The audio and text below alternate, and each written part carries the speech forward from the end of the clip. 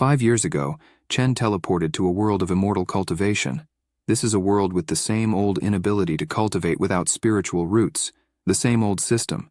He never imagined this would happen to him. He observes some chickens given as gifts by the system and imagines that the worst thing about this world is that he cannot get stronger until he completes 1,000 missions. After all, a task is a trivial mission in life. The system's rewards are good for a comfortable life, but in truth, the protagonist is dissatisfied with these gifts. What he really wanted was an air conditioner to cool down while resting. He sits down dejectedly, and at this moment, the system announces that there is a new mission. He tries to guess whether he will need to make toys for children or if there's another couple fighting again. However, the mission is nothing more than to go to the mountain sect. He gets furious with the system, asking if it even knows what the immortal sect that governs the cities is. After all, he spent 5 years learning about everything except that he cannot cultivate. So how will he enter as a mortal? However, he becomes pensive, as he is apparently being given an opportunity to finally become strong. The system makes it clear, saying, "A man must be strong. The deadline is 3 months. If not completed, the host will be exterminated." Now everything makes sense. The protagonist stretches his body and says he can finally forget all the strange jobs he has done until now, like delivering babies or even making toys. This time it should be worth it. He smiles and says he doesn't believe it and probably won't be able to handle it. He walks through the mountains until he makes a small pause and wonders where the hell the mountain sect is. The system appears, informing him that men must be self-sufficient. This irritates Chen, as he didn't count on the system anyway. He sits down frustrated, thinking he could spend months searching and in the end, find nothing, as these immortal sects are usually well hidden.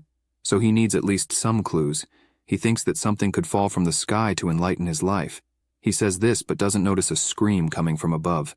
It's a girl falling from the sky, desperate. He finally hears the scream and gets up scared, as there really is a girl falling from the sky. He tries to catch the girl in midair but misses, and she falls straight to the ground. The protagonist watches the girl, thinking she is very beautiful and probably a cultivator, as she can fall from the sky. At least that's what he thinks. The girl starts moaning and finally opens her eyes. She finds herself face to face with the protagonist, who is poking her body with a stick. After all, he wasn't sure if she was alive. However, the girl backs away, thinking that the man was trying to abuse her body. Chen gets worried about this and asks her not to misunderstand, as he didn't do anything to her. Zhao Shui is surprised by something she noticed and immediately kneels, asking for the senior's help. Chen doesn't understand why she called him senior. At this moment, several people teleport to the location surrounding the two. He gets worried, looking around, as apparently that girl was being pursued, and then asks her to flee, as several men have probably arrived for her. However, all the girl can do at the moment is cry, making the protagonist call her useless. He then turns to all those men, imagining there is nothing he can do after all. How could he defeat so many immortal cultivators? Immediately, all the men kneel, apologizing to the senior for the disturbance. He is completely confused, wondering if all cultivators are like this, enjoying kneeling for no reason. At this moment, back at Chen's house, a chicken is asking when its master will return. She says that she is obviously a phoenix, but for some reason, she has become a chicken, and is therefore embarrassed. She is worried because she saw her master packing several things as if he were moving. A fish appears, and says that it really doesn't know what happened, as he is a dragon, but is in the form of a fish in that well. Looking at the tree, they comment that the kitchen knife screams every day, saying it is hungry and thirsty and wants to kill people. However, it is uncertain if it will ever be set free. The chicken insists that she is sure of it. At least, if the master doesn't let it cut people, it won't dare to do so. Xiao Shui is pensive because when she first looked at Chen, she felt that he was not an ordinary person at all. One of the kneeling men thinks the pressure there is incredibly powerful, and for a second, they thought they would catch the girl without any problems, but they never imagined they would encounter such a presence. Extremely terrified, the man imagines that just looking at the man in front of him feels like his soul will be annihilated. He felt the terror emanating from that man's aura. Chen starts to say something, but the man immediately begins to shout, saying they will do anything ordered, even leaving immediately. The protagonist finds this too exaggerated. However, he stops to reflect that these people are probably good. Embarrassed, he asks all the men to leave. He says this, thinking he needs to look good. Immediately, all the men start running at full speed, thanking him for his kindness in letting them leave. The girl runs and hugs the protagonist, thanking him for saving her. He responds that he did nothing and that she misunderstood, as he is just a mortal and not a senior. The girl, very embarrassed, imagines that a mortal would not be able to scare 4 experts at the Jin Dawn stage like that. However, the senior must have his reasons for saying that. She thinks this and immediately says that he is right. He really is just a mortal. The protagonist can clearly see in the girl's expression that she doesn't believe him. He then asks if her name is really Xiao Shui, and if he is not mistaken, that is the name of the Holy Maiden of the Mountain sect. The girl is surprised and asks if he really knows her. Chen responds that yes, and he needs to travel to her sect, so they could travel together. She is happy and says she wants to go with him, and points out that the sect is in the other direction. She says this, imagining that she had no idea the sect was connected to such a powerful being. The two smile at each other. Time passes and she continues smiling at him, making him embarrassed. He explains to the girl that, as he said earlier, he is a mortal, so he can only walk, and thus he doesn't know how to fly.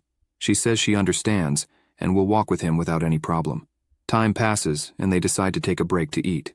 Xiao Shui is sitting, gathering energy to try to control the water. However, she notices that it is getting a little out of control until all the water falls back into the pond. The water also falls on her as she laments that she has only failed so far, unable to succeed despite trying for several months. Meanwhile, the protagonist is frustrated because he imagined he would be flown to the sect, but instead, they are walking step by step, which is problematic. Suddenly he turns around because Xiao Shui is calling for him, and he sees her all wet with that beautiful sensual body. She says she has a favor to ask. She remains silent for a moment until the protagonist asks if her problem is related to water. Xiao Shui is surprised and replies that it is. He just thinks she needs to dry her clothes first, as a gentleman like him finds it difficult to look at her with her body all wet. He observes a bit more and notices that Xiao Shui's body is simply incredible. He definitely can't keep looking for long. The protagonist averts his gaze after admiring that beautiful body. She, on the other hand, thinks that the senior master is very observant, noticing that she is having difficulties due to a bottleneck. She approaches him and says that this breakthrough is too important for her, and she even sought guidance from her father and grandfather, but they are no longer around. Thus, he is the only one who can help her. Chen is extremely embarrassed by the double meaning and responds that he is just a foreigner and can't get involved in her private matters. The girl is frustrated, so he offers her a drink to warm up and later decide what to do. He also explains that cultivators like her have many means to achieve advancement. She says it's a pity he can't help her. She says this but feels a strange sensation when drinking the beverage. She finds it strange, as the senior master is an immortal, but doesn't want to meddle in mortal affairs. She starts to feel as if her body is in the water. She reflects that the protagonist meant not to observe the water and wait for enlightenment, but rather to be with the water to be enlightened. She feels she has finally broken through and immediately kneels, thanking the protagonist for the precious advice and saying she will never forget this act of kindness. He is completely confused and starts scratching his head, wondering what he did after all. Time passes, and the two finally arrive at the mountain sect. The protagonist enters the house and says it really is a great sect. He also never imagined that Xiao Shui is the daughter of the sect master. He thinks they are entering through the back door, and that even the handyman needs qualifications to enter through the front door. Xiao Shui goes to the sect master to explain what happened and asks why such a powerful person wants to join their sect. Jing Xuan, an elder of the sect, also finds it strange that such a powerful master wants to join their sect. He asks Xiao Shui if she is making some kind of joke. She responds to her father and uncle that she is not lying and is also surprised by this. However, it was Chen himself who said he wanted to join the sect and is even waiting outside. The sect master asks his daughter to say no more, as she has never seen how difficult the outside world is, and very likely, she was deceived by an unorthodox cultivator. He says this and starts to get up, saying he will study the treasures later, as he needs to deal with the liar outside. Xiao Shui tries to stop her father, but he doesn't believe anything and just says he wants to see who was crazy enough to lie to his daughter. The sect leader steps outside and is astonished by what he sees. He asks his daughter if she said that man's body was emitting a lot of qi. She responds affirmatively and asks if he can see it. The leader looks at the protagonist and says that it can't even be called qi emission. Definitely, it's as if that body is the purest qi that exists. Chen observes a man approaching and imagines it must be the sect master. He raises his hand, thinking he should greet him politely. However, the sect leader bows down and apologizes, saying he didn't know that immortal ancestors were present, and if he had known, he wouldn't have committed the sin of making him wait, a sin worthy of death. Chen is confused by all this and explains that he is just a mortal, so he could never let the sect leader bow before him. The protagonist, still panicked, cannot understand why cultivators insist on bowing or even calling others master. The girl explains to her father that Chen cultivates his mind with a mortal restraint, so they should not talk much about it to avoid irritating him. The leader looks at Chen again and imagines he cannot think of that person as a mortal at all. He tells the protagonist that he is pleased to know he would like to join the sect. Chen bows and says that it is indeed his wish. He also says that if possible he would like to live in the sect, even if it is as a handyman. The leader shouts no, and his daughter asks if he is crazy to say that. The sect master looks down, while the protagonist still doesn't understand anything, thinking everyone there is more anxious than he is. Yunhai says that right now he will be resigning as the sect master, and that this position will go to Chen. The protagonist doesn't understand anything, imagining that this guy is definitely crazy. He responds that no, he definitely couldn't be the sect master. The sect leader looks at his daughter and thinks he was careless. After all, that position is not good enough for someone as powerful as him. Yunhai coughs and says that if that's the case, it won't be so formal then. Chen responds that yes, it doesn't need to be so formal. He says this but thinks that he will probably be expelled now, and the mission will be all ruined. However, the sect leader says he has made a decision. He will remove his father from the position of sect ancestor, and from now on, Chen will be the sole ancestor of the entire village. He is frustrated, as it is too difficult to communicate with immortal cultivators. It seems they are all crazy. He says that although he cannot cultivate, he has heard about the sect ranks, which are handyman, outer disciples, inner disciples, seniors, elders, pavilion masters, and finally, the highest rank, the sect leader.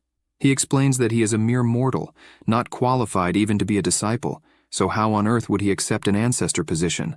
Then he has an idea, thinking he needs to find a way to persuade everyone there to complete his mission. Yunhai shouts that it is decided, Chen will be the sect ancestor, and moreover, it is rude to leave him standing for so long, so they must proceed to the hall immediately. The protagonist can't believe the absurdities he is hearing. Xiao Shui pulls her father and says that her uncle Qing Xuan is in the corridor, and they have the same attitude, so as he doesn't know the current situation, he might end up being disrespectful to the powerful Chen. The sect leader says he really forgot about that and immediately runs off, asking his daughter to stay with the protagonist. Chen, not understanding anything, asks Xiao Shui if her father had some internal emergency. She, embarrassed, replies that he probably did. Yunhai runs into the house and finds Qing Xuan sitting. Immediately he shouts that they need to talk. The elder asks if the liar has already been expelled. The master explains that the power of that senior is surreal, and he is on his way. So he pleads with the elder not to be disrespectful, adding that this man is now the sect's ancestor. Qing Xuan can't believe all this, and wonders if even the sect master has been deceived.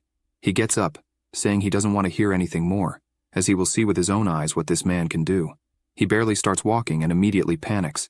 He can feel the powerful aura emanating from that man. Witnessing this, he kneels and bows his head to the ground, apologizing for not welcoming such a great master sooner. Yunhai bursts into laughter, having warned about this. The elder can't believe the luck of this man who has reached such a level of existence. Meanwhile, Chen wonders how much these cultivators like to kneel. He asks himself if this is normal courtesy among cultivators, or what it means. Not understanding anything, he asks if he should also kneel. The elder and Xiao Shui immediately grab him, saying that someone like him should never do that. At that moment, a small ball falls from the elder's body to the ground. The protagonist bends down, picks it up, and asks where he got it. Qing Xuan explains that his disciples found it on the way.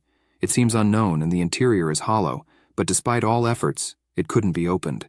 Chen explains that this so-called unknown material is just ordinary wood, and inside, there's nothing good, just food. The elder is impressed to hear this. They both ask if Chen can see what's inside. He tosses the ball in the air and replies that he doesn't have that kind of ability. Time passes, and the protagonist is thoughtful, saying that making toys for children is a simple task. He holds a knife and says he found good wood to make Lubin locks. He notices that the mechanism seems broken, so it looks like he'll have to open it another way. He pulls out his knife, which starts emitting enormous energy. The power is so great that Yunhai and his daughter feel as if their bodies are being cut. Frightened, she asks what the hell happened. Her father responds that it is a terrifying power, that even the most powerful treasures in the world do not come close to this level. They look at Chen wielding that knife and say that it is definitely a legendary artifact. The knife hits the ball squarely. The elder, observing from afar, imagines that it was a collision that violates the laws of the world. But in the protagonist's view, he simply managed to cut it. He then turns and asks why everyone is hiding so far from him. The girl asks Chen what that is. He replies that it is just candy, probably a reward for the children when they open their toys. She takes it in her hand and wonders if it really is candy. After all, its spiritual power is very strong. She swallows the candy and starts to feel her body overflow with power, evolving from the first level of pill formation to the 10th level. She runs and grabs the protagonist's hands, saying that not only did he save her life, guide her to break through, but now gave her this chance. She says she has no idea how she could ever repay him for all this. Extremely embarrassed, she says she can give her body to him.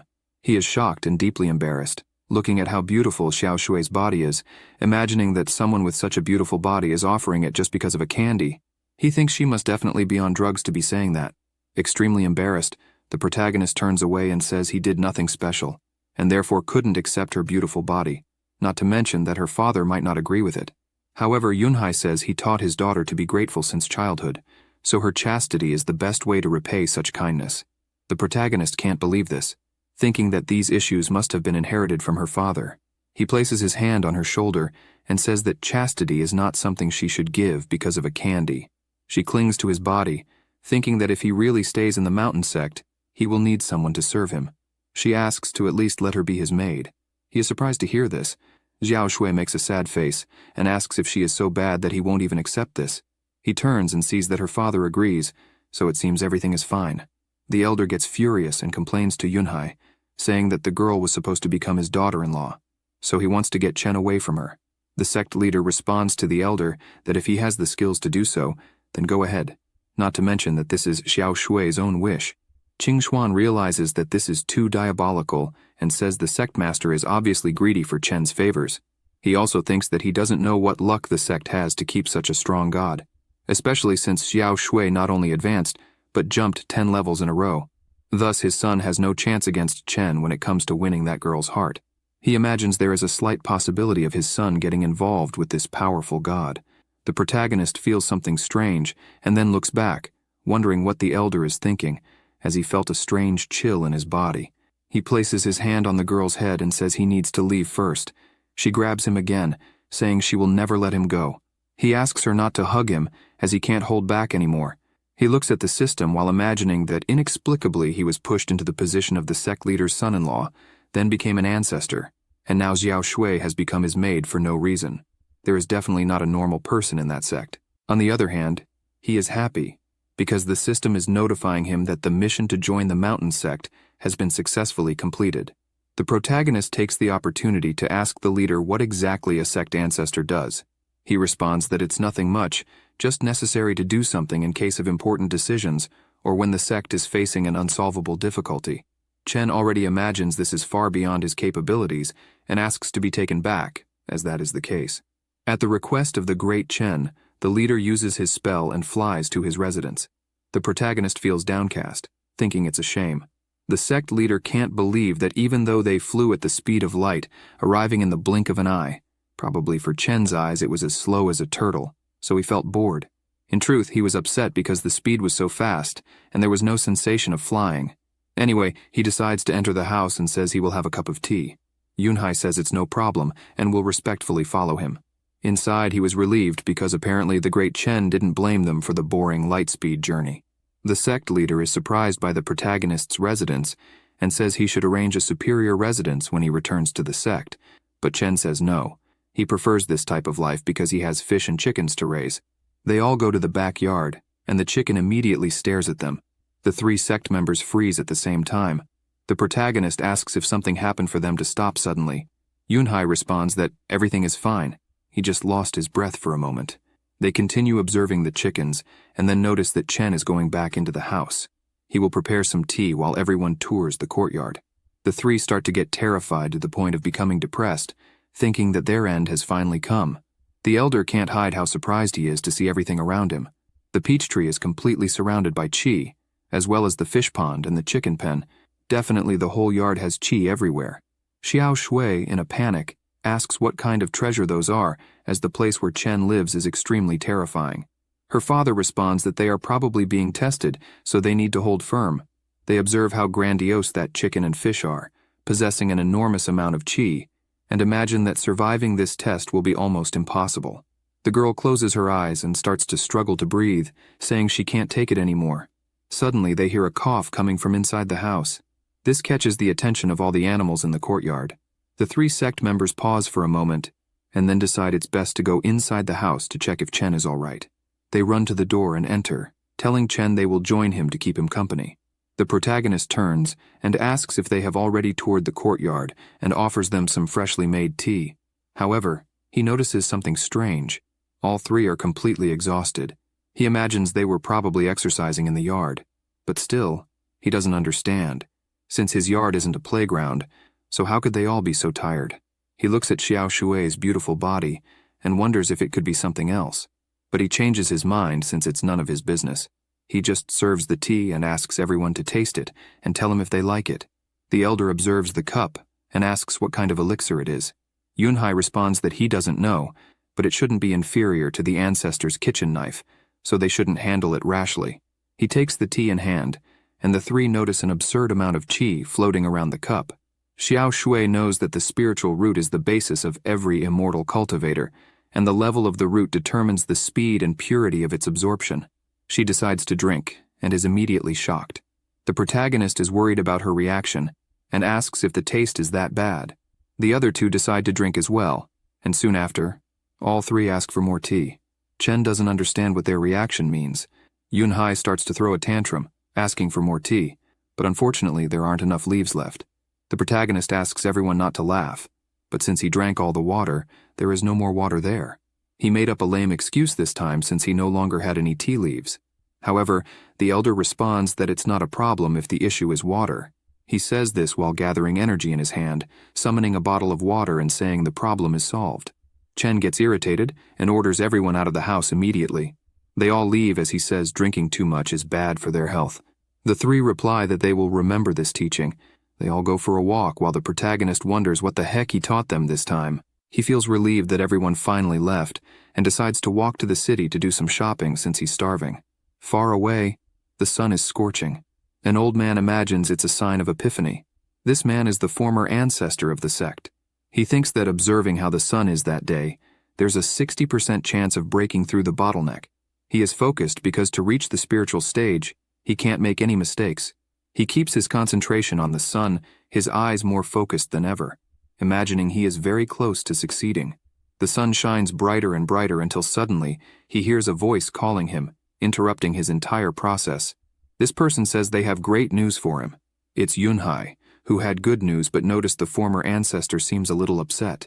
The man begins to unsheath his sword furiously, having had his process interrupted.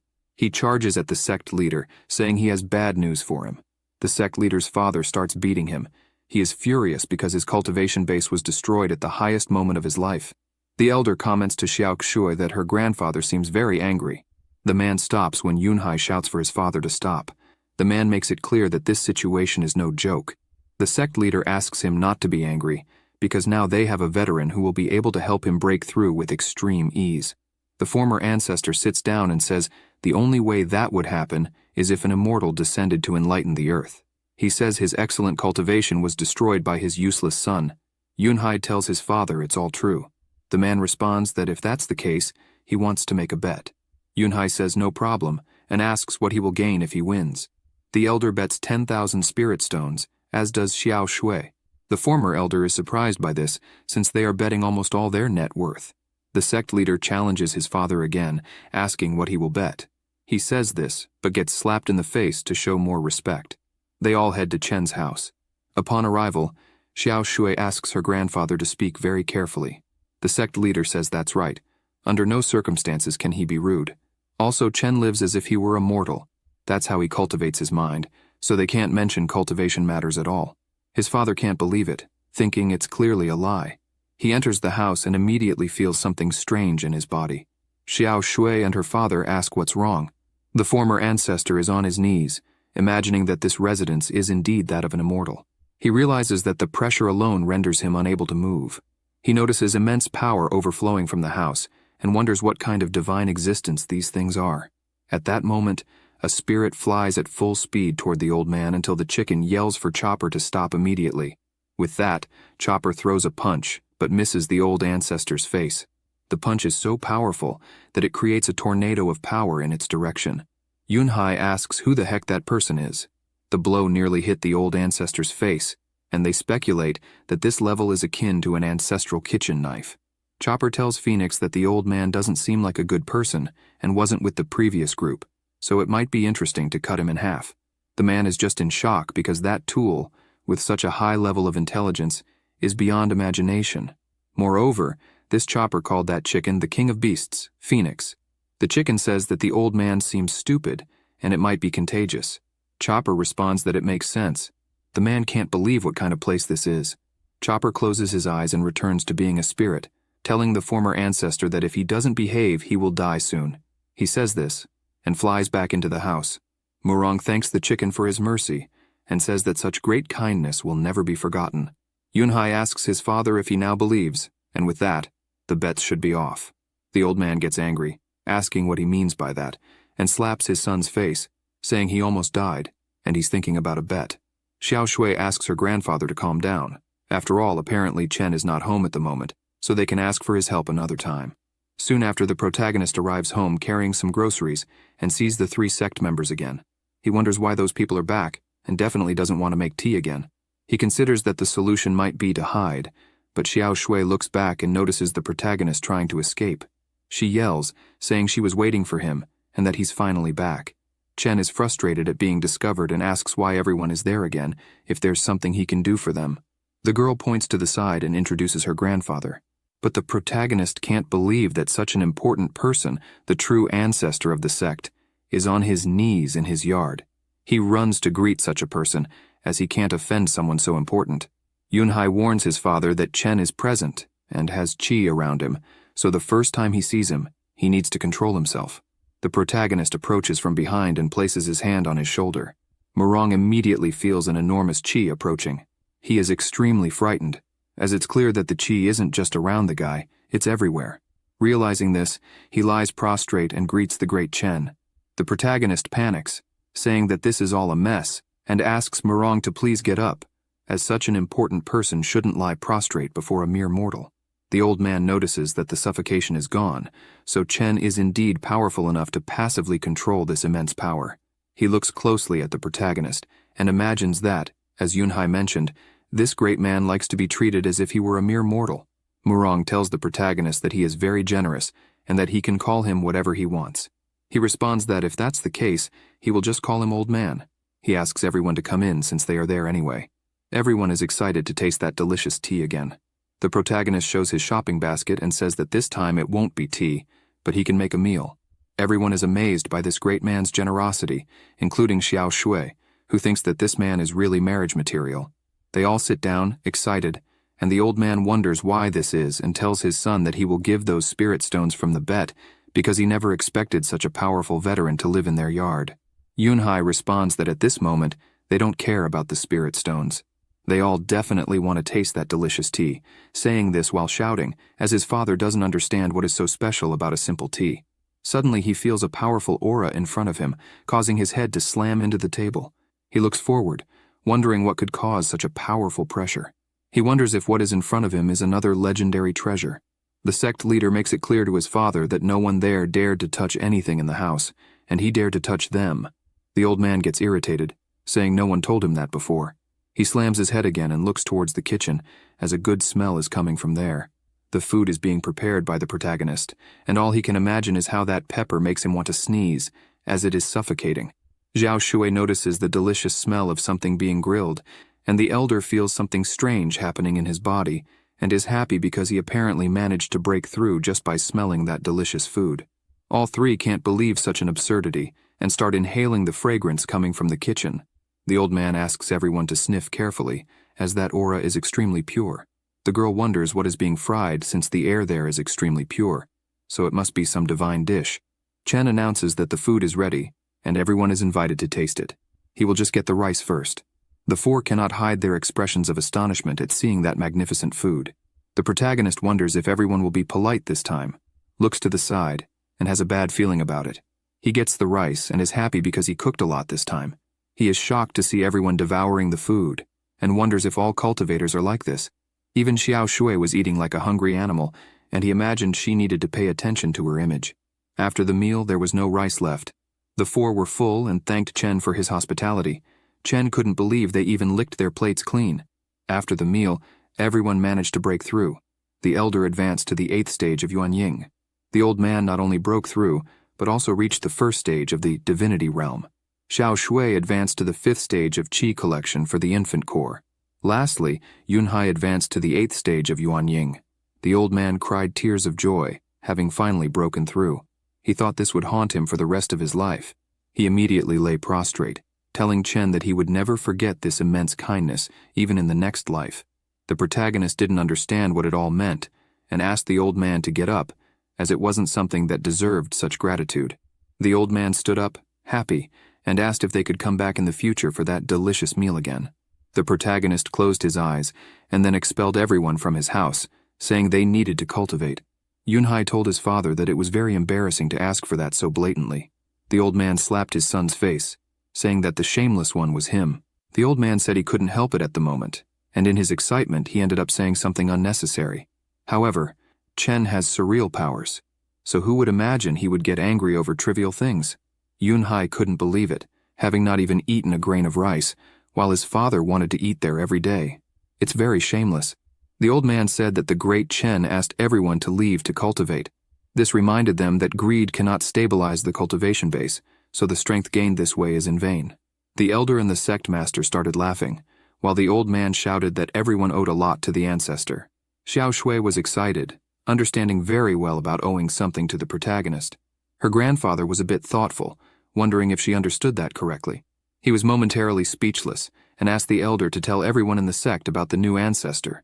He responded that he understood and said he would go straight to the sect to pass on the news. At that moment, a voice entered Qingxian's mind, reminding him not to return to the sect. He looked up, saying he just heard his father's voice. The old man asked if his father used the 1,000 words of the secret voice technique. The elder said that was exactly it, but it worried him since this method of contact is only used in emergencies. This meant that the sect was under attack. A man was causing strong lightning strikes at the sect while telling Xiaofeng that he ended up with paralyzed legs, but no one imagined he would end up breaking through to the 1st stage of the divinity realm. Xiaofeng observed all the destruction and responded that it was necessary to leave him paralyzed because he had killed many people and deserved to be punished. The man asked if Xiaofeng was not afraid of dying. The old man responded that he had no problem with death, as God would bless the sect. He added that his son was not present at the sect that day, but would seek revenge when the time came. However, the elder appeared, telling his father that he had finally returned. Xiaofeng couldn't believe what was happening and became furious, arguing with his son, as he had made it clear that he was not to return to the sect. Qingxuan says it was unjustifiable for him not to return to the sect after such a significant event. Smiling, he adds that the intruder is only at the 1st stage of the divinity realm. Everyone falls silent at that moment, including his father, who is simply in disbelief. The intruder is also in shock, thinking they treat reaching this level as casually as eating cabbage every day. He adds that if they find someone at the divinity realm, he will call them Father immediately.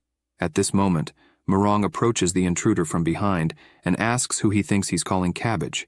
The frightened man turns around and asks who he is. The old man brings his hand close to the man's face and says that everything he did there is a great insult. Immediately, a huge flame begins to grow where they stand. Xiaofeng stands up and asks his son who that person is. He responds that the person is Uncle Murong, from the same realm. Murong returns to the ground and starts walking, asking what all this commotion was about. Xiaofeng asks if it's really the ancestor there, his old cultivation companion. The old man responds affirmatively, but it's a long story. He doesn't change his expression, as this long story is basically that he lost a bet, and by that luck ended up getting stronger. He explains that indeed there is a powerful immortal master living in a mortal city within their sect's jurisdiction, and after a delicious lunch with this master, he broke through the bottleneck. Xiaofeng is thoughtful, as it all sounds like fairy tales, but he grabs Murong's hand and asks him to take him to this powerful person urgently. The old man can't believe it and asks his friend if he simply believed this absurd story. Didn't it cross his mind that it might be a lie? The man responds that it's impossible since his son's power increased dramatically. Moreover, his friend Murong wouldn't tell such a lie, so it's easy to believe. The elder can't believe it, and wonders if he really is as worthless as his father said. Murong says he didn't expect that response. He explains that this powerful man descended to Earth, but lives with the mind of a simple mortal, and since they just left his house, it would be inconvenient to disturb him. Xiao Feng is disappointed and asks his friend if he will lie like that. Murong is now in disbelief, as he spoke so beautifully about their friendship just a moment ago. At this moment, they notice a strong tremor in the region. The elder asks what that earthquake sound is. His father responds that he's wrong. It's just a strong spiritual pressure approaching. Murong notices that all that pressure is directed towards the ancestors' residence. He grabs his friend's hand, asking to go check it out, and maybe after that, they can have dinner at the ancestors' house. He says this, and immediately uses the flying ability. Qingxuan is upset, as he was left behind when he wanted to travel with them. In Chen's yard, the phoenix looks up and says it's detecting problems. It also notices the two old men talking. Murong is upset, as it seems he won't be able to have dinner at Chen's house. Xiao Feng asks why he insists so much on dining there. After saying this, he looks up and notices that all the qi tremors were caused by the secret cave in the sky. He explains that such great power can lift an entire city off the ground and asks why the ancestor is doing this. Murong responds that it is impossible, since Master Chen cultivates as a mere mortal. He would never use his cultivation to do something as cruel as lifting an entire city off the ground. He steps back and asks them to leave, as there is no point in staying there, and they need to try to save as many people as possible while there is still time. His friend agrees. At that moment, a strong glow appears from the pond where the fish are. This catches their attention. Suddenly, a dragon's aura rises towards the sky. Its size is colossal, leaving the two old men terrified. The dragon heads towards the enormous secret cave in the sky and begins to devour it. Xiao Feng is in shock and still asks if that is really a dragon. He can't believe what he is seeing. Murong responds that it is, and even says that there is also a phoenix inside the ancestor's house. The man can't believe it and asks how it is possible for one person to command both the dragon and the king of beasts. This is impossible. They imagine that it would have to be an immortal emperor. In another location nearby, a portal opens, and a sword emerges from it. The sword has a life of its own, and is happy to have finally escaped to the mortal world. Apparently, the Blood Moon sect really wants him to apologize. The spirit in the sword says that although it is severely injured from the teleportation turbulence, its spiritual body is not damaged, so it should recover in about 100 years. At that moment, a person approaches and asks why there is a sword lying there on the ground. This person reaches out to pick it up. However, the sword thinks that if a mortal touches it, they will be immediately crushed by its powerful aura. He picks up the sword, and nothing happens. It was Chen, who is amazed at how beautiful the sword is. The spirit cannot believe how that person is fine after touching it. However, he looks closer at the person and notices the powerful energy overflowing from his body. He wonders what kind of entity that human is. Chen, fascinated by the sword, says he will take it home. The sword spirit, still trembling, wonders how a mortal can have such a powerful qi. There shouldn't be anyone that strong. The protagonist notices that the sword moved on its own and wonders if it is a magical weapon or something like that. He puts it on his back and imagines he could sell it for a good price. The sword can't believe how idiotic that guy is. The spirit starts to think that powerful people in the immortal world want to use it. He sees all those medicinal herbs and doesn't see anything special about that human, especially since Chen couldn't discern the sword's level. So the spirit is convinced that the guy is a simple mortal. Smiling, he imagines that his body was so damaged and reduced that it made it possible for that human to lift him. At that moment, the sword hears someone telling it to shut up. It was the hoe beside it, calling the sword an ant. Suddenly, the basket on the protagonist's back starts to shake all over, making him stop to see what it is. However, he doesn't notice anything unusual, but he is sure his basket moved quickly. The furious hoe orders the sword not to move a millimeter. Terrified, it responds affirmatively, still calling it boss. The sword, frightened, says that its assessment is not wrong. Definitely the power coming from that hoe is from a divine artifact. Chen looks up and notices strange movements in the clouds. Meanwhile, Murong and Xiao Feng fly quickly towards the enormous portal in the sky. They notice a beam of light coming from inside the portal and immediately shout for everyone to stop. The portal becomes denser until a strong beam of light emerges from it. From a distance, the protagonist sees a black hole in the sky with a beam of light coming from it. He wonders if this is the so-called secret realm he has heard about. At that moment, the system appears beside him and announces a new mission. He is thoughtful, hoping that this mission is not related to the black hole. Panicked, he asks if it's not to resolve the black hole issue. However, it is a lottery reminder. The system informs him that the lottery will expire in 5 hours, so he needs to use it as soon as possible. He is happy because he had forgotten about the task he completed earlier and did not claim the reward. Excited, he presses spin to draw the lottery. At least it's not related to the beam of light, the protagonist says. The spin button begins to glow, and a small portal appears above his head. Something falls from the portal, saying that the extraction is complete. The protagonist grabs it and notices that it is a bamboo flute. He is happy because this time he got something very good. He puts the flute in his basket and says that fortunately he learned to play it in his past life, so when he gets home, he will test it. The sword looks at the absurd power coming from the flute and asks if another artifact has arrived with them. The sword starts to sweat, seeing that the power from the flute is no joke, and this is absolutely impossible. Night finally falls, and the protagonist is exhausted, saying he will wash his face. The spirit in the sword is completely shocked by everything it sees inside the house. Absolutely everything inside is composed of divine artifacts. The sword imagines that it has been in the immortal world for thousands of years, and has never witnessed such a scene. There is also a peach tree catching its attention, as it is holier than the saint, and more divine than the immortal emperor. Furthermore, the fish are hundreds of times more powerful than the emperor's dragon, and the roosters are also hundreds of times more powerful than the emperor's phoenix. The flute angrily asks why the master picked up this piece of trash sword. The hoe, also furious, says that the damn sword has been talking nonsense, and if it weren't for the master picking it up, it would have been destroyed by now. The pan also makes it clear that if the damn sword dares to insult the master, it will die that very second. The sword, completely terrified, begs all the great elders inside to help it, as it is ignorant of the rules and asks them not to be angry. At this moment, the beam of light continues strong and steady, coming from the black hole. Xiao Shui is trying to help by gathering energy. She prepares her punch and hits the beam of light squarely. However, she starts to feel a lot of pain, and notices that she almost broke her own hand. She says this while crying to her grandfather. Murong asks his granddaughter not to do such crazy things, as that beam of light is from the secret realm and as powerful as the second layer of the divinity realm. He wonders how it will be possible to enter that realm, perhaps using some secret word to open the passage. Xiao Feng says that figuring this out is very problematic, and asks if they should seek help from the new ancestor. The old man responds that he understands the desire to find Chen. However, something so significant appeared in the sky, and yet he did not show up. This means he does not want to be disturbed. He shifts his gaze and says that probably the great Master Chen will appear later.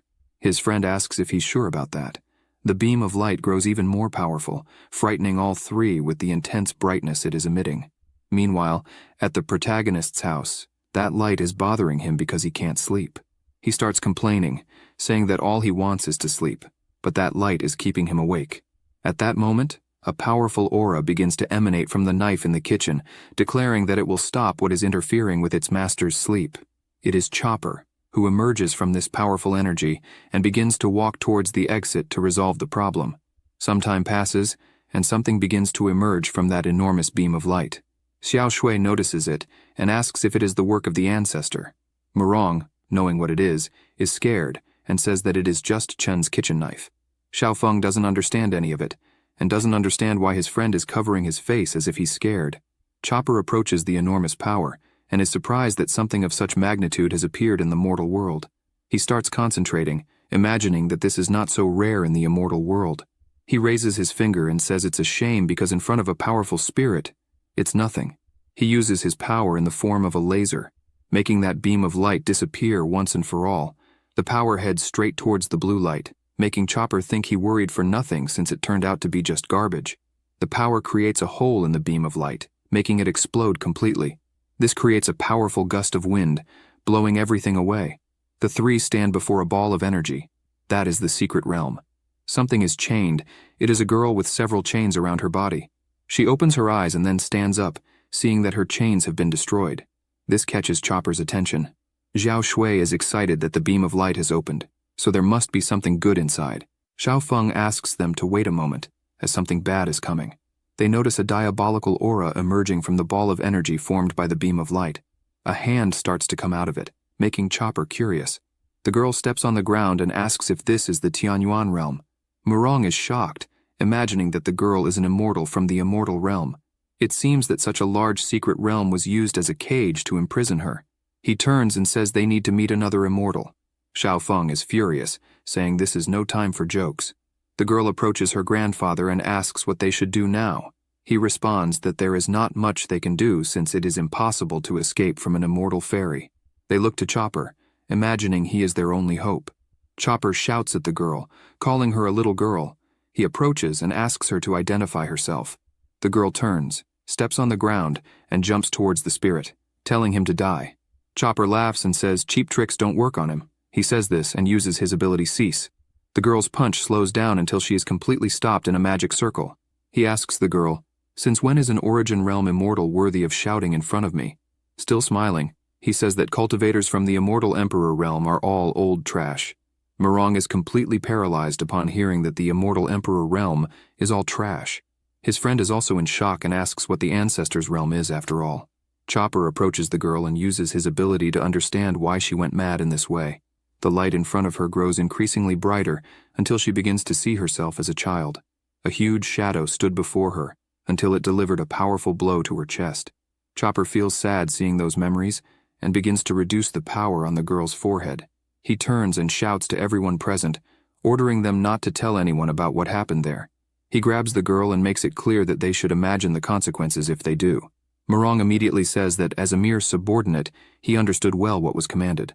Chopper flies off with the woman, and Murong says that the ancestor Chen probably just wants to investigate the girl's identity, so they must not disturb him at all.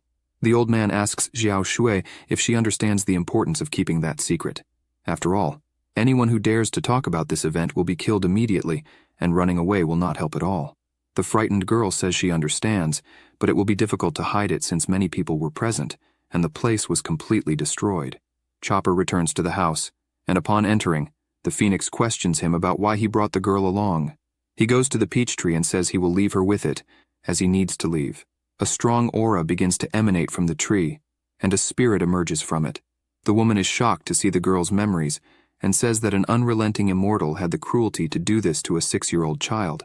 She begins to gather energy in her hand, and a flower gradually appears, finally blooming. The flower falls, and heads towards the girl's forehead. An enormous spell envelops her entire body, causing a huge aura to emerge before her. The sword observes from a distance, and asks what the hell is happening. He is then startled to see that the person is the daughter of the immortal emperor. It is definitely Suling. After this, the girl finally opens her eyes. The peach tree and the phoenix find her extremely cute. Suling stands up and asks where she is. The peach tree spirit approaches and casts a spell on her, saying that from now on, this is her home. The sword, hiding, hears the spirit telling the girl to start calling the young master her older brother. The sword is sure that the immortal emperor will not stand idle regarding this. At this moment, in the immortal realm, a talisman informs that the power of the secret realm has been destroyed. The immortal emperor, seeing this, asks who the hell destroyed the secret realm he created so Suling could recover. He immediately mobilizes his 3 soldiers to rescue his daughter. The 3 promptly appear, saying they are at the emperor's disposal. He orders them to notify all the powers in the celestial court to go to Earth and find his daughter. They respond affirmatively and set out on this mission. Dawn is breaking at the protagonist's house.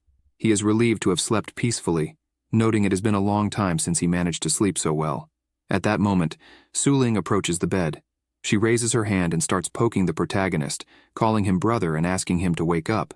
The protagonist opens his eyes and, not understanding anything, notices a girl on top of him, saying that the sun is already out. He's completely startled, asking who the hell she is and why she is calling him brother. She responds that her name is Suling and that this is her home. He doesn't understand at all what this means. Maybe the girl is saying she lives in the small village, but it's strange that he never noticed such a cute little girl living there in recent years. He decides to get out of bed and puts his hand on the girl's head, saying it's okay to be her older brother, but they will go out to find her parents. She responds that it's fine. He makes it clear that she needs to follow him so she doesn't get lost again. She grabs the protagonist's hand and asks if she's doing it right. He smiles and says, yes, she is. He asks her to show him where her house is after they go to town. She responds that it's fine. However, as time passes, she says that house is hers. He is frustrated because the girl is pointing to his house. He wonders how they ended up back at his house. He asks his little sister if she remembers her parents' faces. Suling says no, she only remembers the Peach sister. Immediately, the peach tree spirit realizes the girl's mistake in revealing this and throws a stone, hitting her squarely on the head. She crouches down, complaining of a headache, and the protagonist, not understanding anything, asks if she's okay. Confused, he imagines that the girl was wandering around the city and got lost from her family. After that, she must have fallen somewhere and hit her head, causing her to lose her memory. She starts crying and asks her brother if he doesn't want to stay with her. Embarrassed, he says that's not it. He thinks he will have to take care of her until he finds her real parents. At that moment, he hears someone talking outside the door. He opens it and sees that Murong is accompanied by another person and asks what they want. The old man explains that this person beside him is an old friend and wanted to meet the ancestor, which is why they are there. Xiaofeng bows and greets the protagonist. Immediately, he notices that this man is really powerful, as Murong mentioned. In his view, a terrifying aura emanates from Chen's body. The protagonist notices another person now and wonders what to do. Murong approaches slightly and asks the elder who that girl is. He, not knowing how to respond, simply says she's his little sister and is an ordinary person like him. They watch the little girl introduce herself and notice an absurdly powerful aura emanating from her body. The two old men greet her and can't believe how he could call someone like her an ordinary person. They take a good look at Suling and clearly realize she is not an ordinary person. They take a closer look at the two and notice that the little girl is even younger than the city's young genius, yet the power difference is immense. She must clearly be an immortal cultivator at the very least. Murong, already sweating, thinks that if the little girl is indeed the protagonist's sister, then this enormous power is not surprising. Moreover, if the two are so terrifying, how would their parents be? At this moment, Chen asks the two to come in since they have fewer people this time. There will be food for everyone. Zhao Feng responds that he wouldn't dare, as it would be shameful to eat at the elder's house.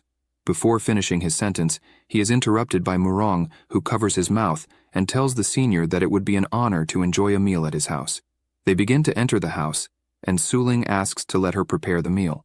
The three sit at the table, and the protagonist says he didn't know his little sister could cook, so he doesn't know what it will taste like.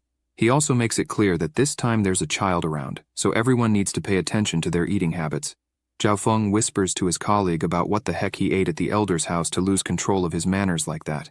He simply responds that he will find out and wants to see if he can control himself too. At this moment, they smell a pleasant aroma and see Suling approaching, saying that the food is ready. She opens the pot, and both old men shout that it looks more like a celestial treasure. After the meal, the two thank her, saying it was very tasty. Chen can't believe they ate all the rice again, and calls those two demons.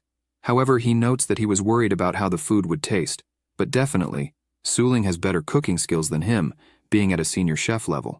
He takes the opportunity to ask her where she learned to cook like that. She replies that she doesn't know exactly, she just knows she can prepare many dishes. He gets excited, since if that's the case, he won't need to cook again. The pot starts to cry and says that, although it feels sorry for the master, that can be called a real meal. The pot yells at the chopper knife and tells it to ask the divine peach to add some seals to Suling's memory so she will never remember her past life. Zhao Feng feels relieved and starts crying as he finally advanced to the first stage of the divine realm. Murong thinks that the taste is good, but also solidifies the user's cultivation. Besides, Suling seems cute and has excellent cooking skills. He bursts into tears, imagining that his granddaughter is simply inferior in every way, and this makes him very envious. Desperate, he runs to the protagonist and asks to exchange his granddaughter Xiao Shui for Suling. Chen, not understanding anything, asks what this crazy old man is talking about with a full belly. At this moment, she sneezes and imagines the superstition that someone must be talking about her at that moment, besides noticing that both her father and grandfather disappeared to resolve important matters. Suddenly, she looks up and notices a flying ship arriving. The vehicle lands and a girl starts to descend. It's Princess Xiao Qing who greets Xiao Shui and says she's arriving at the location. She greets her immediately and says she looks beautiful as always. The princess smiles and says her friend is still good at complimenting others. However, she looks closely at Xiao Shui's chest and asks how they are getting bigger and bigger. This makes her friend embarrassed, asking her to stop joking around. Xiaoji approaches walking and asks his cousin if she won't greet him too. She responds by asking why the hell he is there and if he is after frog or swan meat again. Moreover, she asks the princess to stay away from that guy. He gets furious and asks Xiao Qing not to listen to that foolish girl. He approaches his cousin and says that it seems she has toughened up, but she should remember that she was always bullied when they were younger. She replies that indeed his cultivation base was something back then, and at that time it wouldn't have been possible to win. But now things are different. She smiles and asks him to try a little. Saying this, she starts to overflow with a tremendous energy in her body, leaving the two visitors scared. The boy falls to the ground asking how this is possible. He looks at his cousin and notices that she is in the 8th layer of the Yuan Ying realm and asks how the hell this happened, given that the 3 main geniuses of the realm are stuck in the 5th layer. The princess runs to her and asks what the problem is with her cultivation and if it's related to the spiritual sword. Xiao Shui is confused by that question. She says that is indeed the question, and it's the reason she is there that day. She recounts that she and her father went out to participate in an auction, and she was admiring the starry sky. They say that the mountain range is a local attraction with numerous treasures and natural resources, as well as being the foundation of the city's development. However, suddenly, a spiritual sword pierced the mountain and left her completely terrified, imagining that this sword was probably used by a powerful cultivator while practicing martial arts. That huge beam of light cut through numerous peaks and remained unshaken. She further explains that not only she, but several strong cultivators traveled there in search of this spiritual sword. Xiao Shui, embarrassed, responds that in reality, that beam of light was not a spiritual sword, but a sword intent sent by the spiritual sword. This makes Xiao Qing's eyes shine, as it seems her friend really understands this. Xiao Shui gives her cousin a strange look and takes the princess to another place, saying she doesn't want the fools around to be eavesdropping. Xiao Ji asks her not to be hard on him, as he wants to know more about it too. The two step on the ground and immediately take off flying, while the boy cries out, calling for his cousin. While flying, she explains the whole story of what happened, leaving the princess intrigued about who this immortal senior is. After all, she has never heard of a tea that raises the levels of spiritual roots, let alone a meal that improves cultivation. The princess says that such a powerful deity shouldn't exist, so clearly it's a lie. Xiao Shui, excited, says it's not, and that they will still go to the senior's house to meet him. However, she forgot that all this was supposed to be kept secret. Chen is resting at his house, and imagines that it's been a long time since he played a flute, and he doesn't quite remember the melody.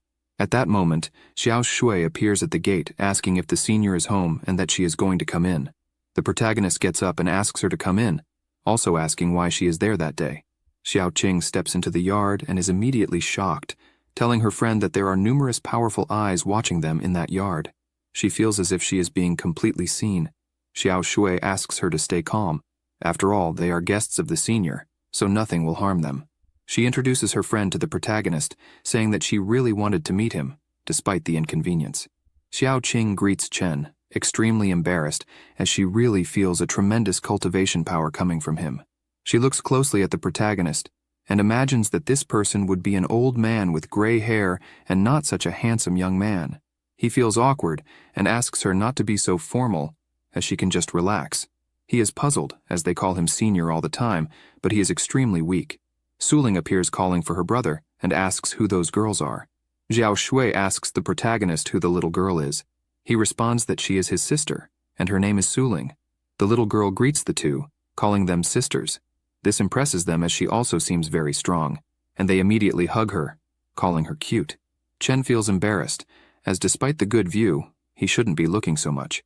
He decides to continue what he was doing with the flute, and starts playing a melody. The sound catches Xiao Shui's attention, who raises her hands, thinking that the feeling is incredible. The two girls are surprised, asking if it is a premonition. The princess responds that it is not. It is the peak of premonition. The sword, hearing from afar, can't believe how harmonious the melody is. It's so powerful that more than half of its injuries have already healed.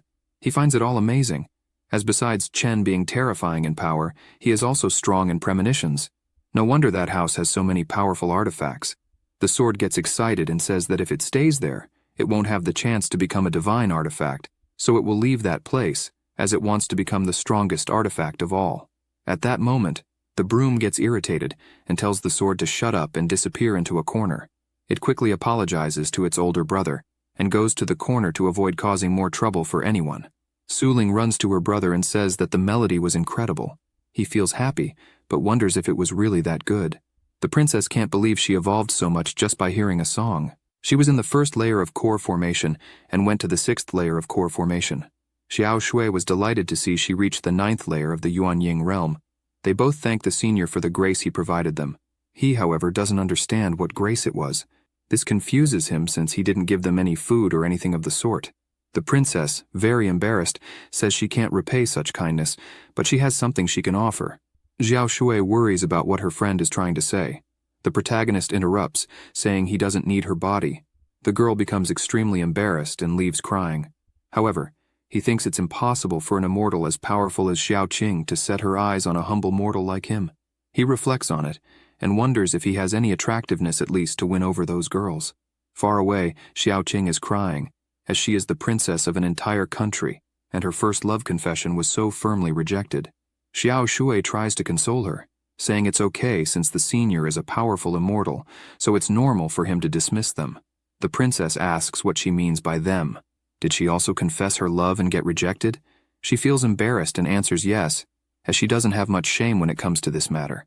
Besides, she asks that the two of them not be so greedy as to take advantage of the senior in that way. The princess reaches inside her clothing and says she has something to say about the music she heard earlier. She takes out a crystal and says she recorded the sound of that melody. Basically, when Chen said he was going to play the flute, she secretly recorded that melody. Xiao Shui praises her friend's intelligence and asks to go to a private place to listen to it again. The crystal starts playing that music while the two girls continue to increase their cultivation. This causes Xiao Shui to reach the peak of the Yuanying realm and the princess to reach the peak of core formation. They can't believe how much they were able to advance in such a short time. However, a light starts to emanate from the crystal, causing a huge explosion and completely destroying it. The two enter into despair, not understanding why it exploded.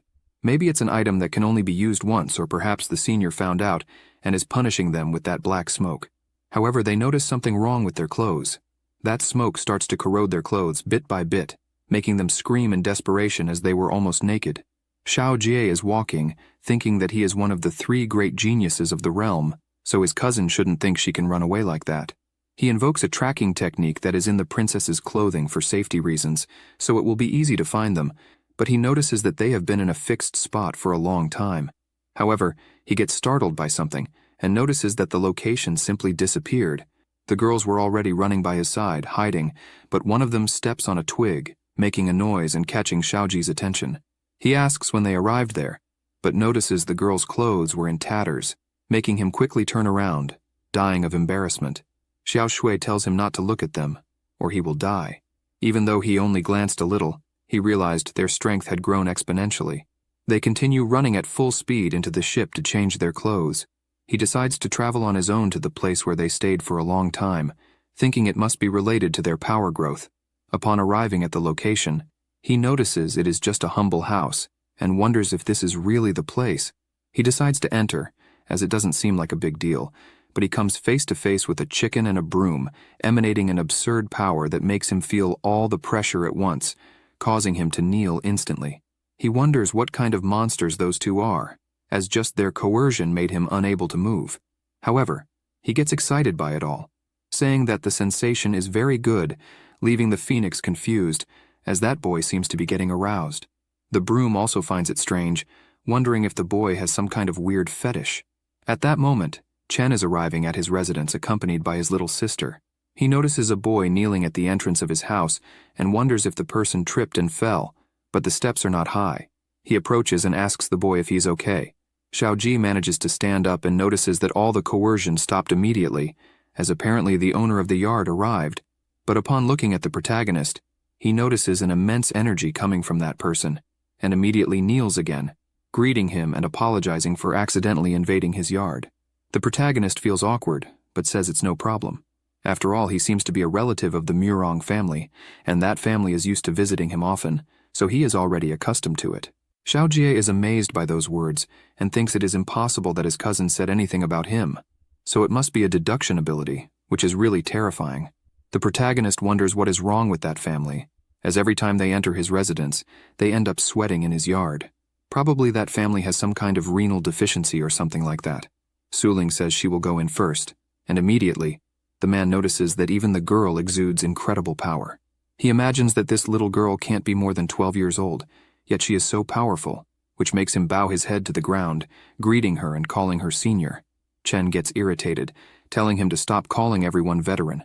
He grabs Xiaoji's arm and lifts him up, saying that his body is weak, but he needs to maintain a balance between cultivation and rest. Xiaoji, with his feet trembling, hears that he can't kneel for so long, as there aren't always gold coins under a man's feet. He thanks him for those words and wonders what this phrase, gold under the feet, could mean. Maybe it's a clue to his problems.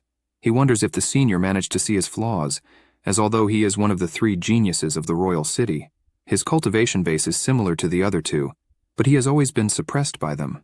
He starts sweating, reflecting on this, and realizes he has no martial arts skills to support his body.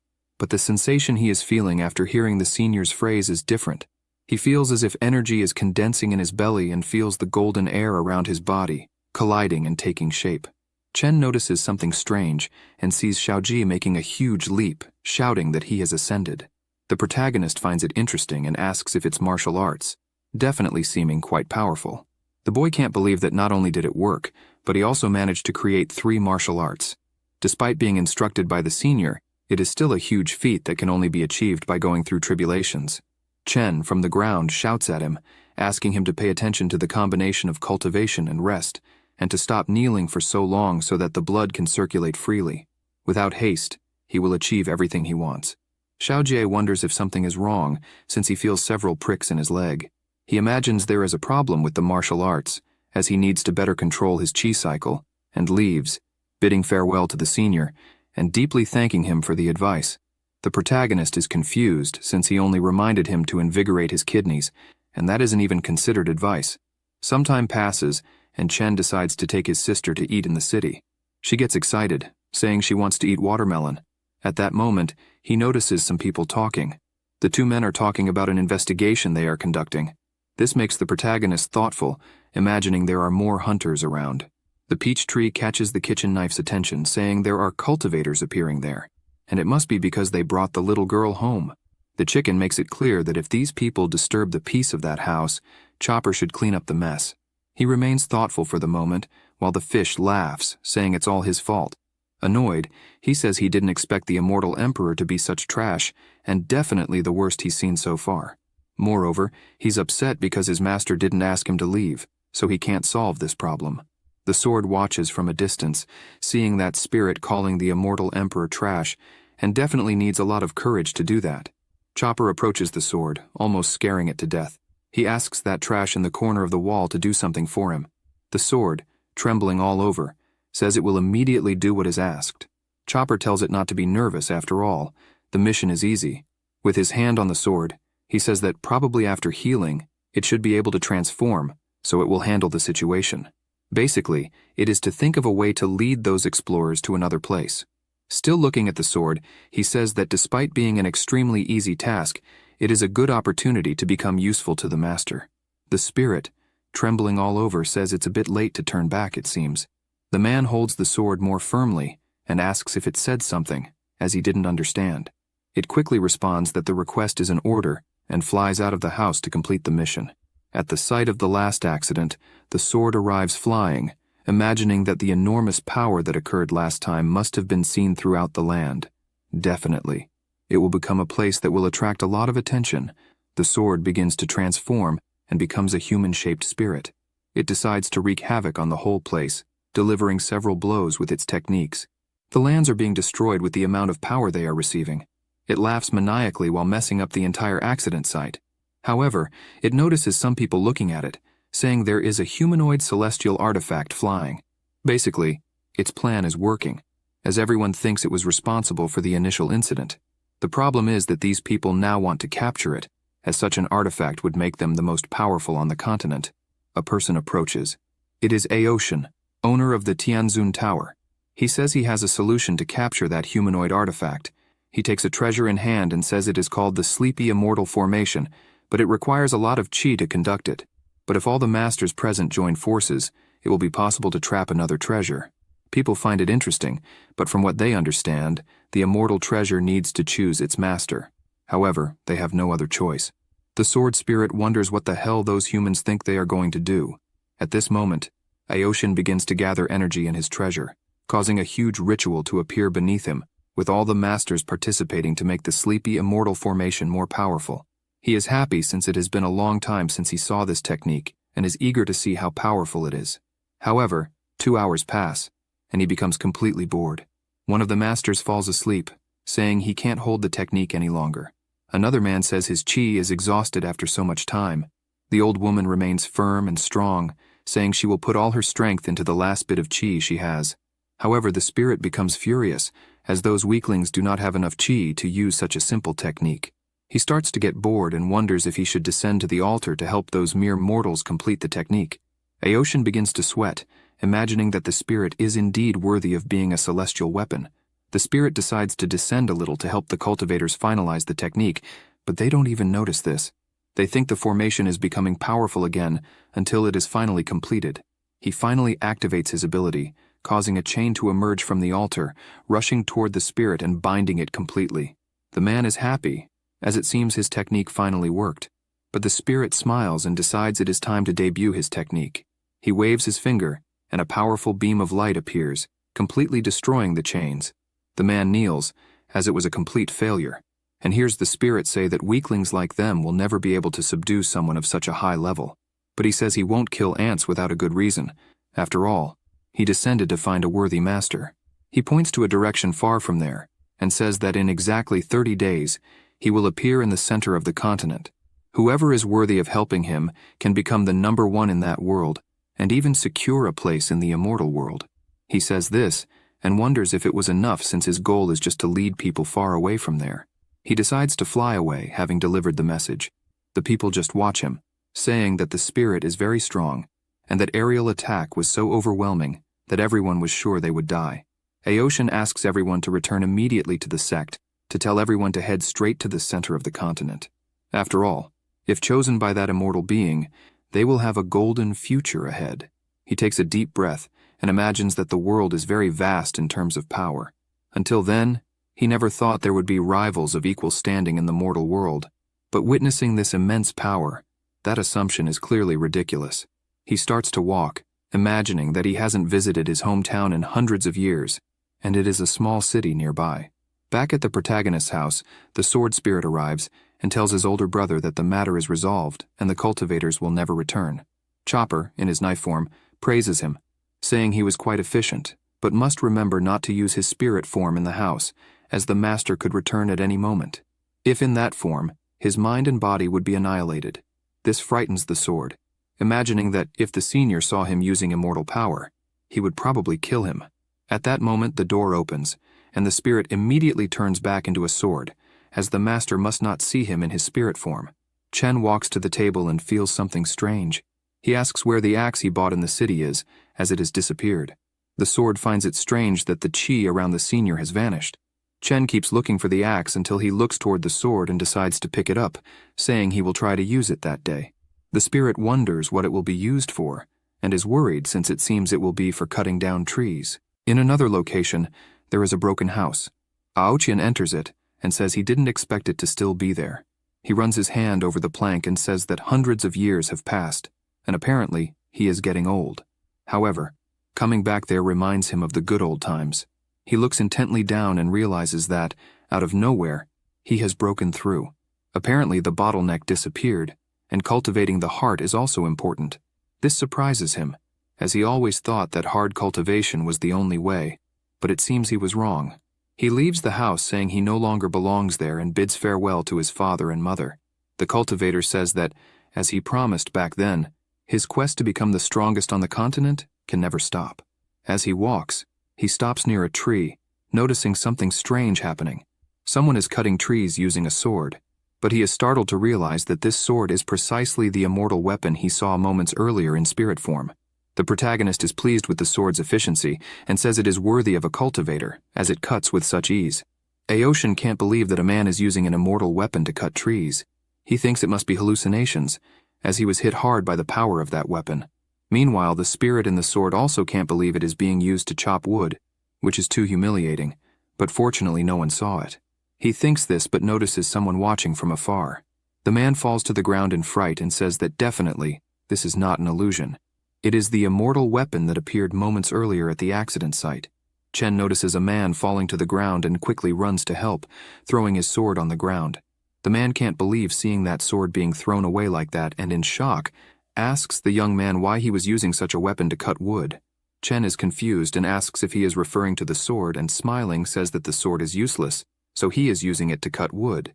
Aoshin is shocked, wondering how anyone could call an immortal weapon useless.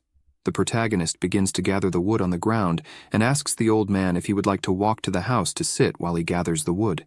The man still can't believe he is seeing an immortal weapon being treated like that, but he soon realizes that apparently that young man can't see even the slightest level of cultivation, and that must be why he is treating an immortal weapon as a common tool. Sweating cold, he wonders why such a powerful weapon recognized that mere mortal as its master. And to make matters worse, even after recognizing him as its master, it is still being used to cut wood. So why isn't the sword angry about it? Chen finishes gathering all the wood and then asks Aoshin to please help by picking up the sword on the ground. The man asks if he is sure he can pick up that sword. He replies that yes, just be careful not to cut himself. Aoshin imagines that cutting himself shouldn't be the problem. After all, just looking at that terrifying sword, it will probably kill him just by touching it. However, he decides to pick up the sword after all. It is anyone's dream to hold an immortal weapon. He picks up the sword, but the spirit starts fighting with him, asking why the hell he is there and telling him to just die. The man apologizes for everything but says it was the master's order for him to pick up the sword. Suddenly the sword stops struggling. Chen looks back, saying that after working half the day, his throat is a bit dry. He asks the old man to follow him. Aoshin observes the young man for a moment, still unable to believe that someone so ordinary can make an immortal weapon so obedient. What on earth does this mean? Upon reaching the house, he leans the sword against some wood. Chen opens the door and says that this is his house and apologizes for its simplicity. However, Aoshin is immediately shocked to feel all the power coming from that yard, making him bow to greet his senior. The protagonist is confused, as it seems another crazy person is calling him a veteran for no reason. Aoshin begins to understand a little better. As compared to everything he is seeing in that yard, it makes that immortal weapon truly seem like a useless existence. Chen asks not to be so formal and inquires if he is a cultivator, because if that is the case, he probably knows the Murong Palace. This leaves him extremely surprised, as that is the founder of his Tianzun Tower who clearly ascended thousands of years ago.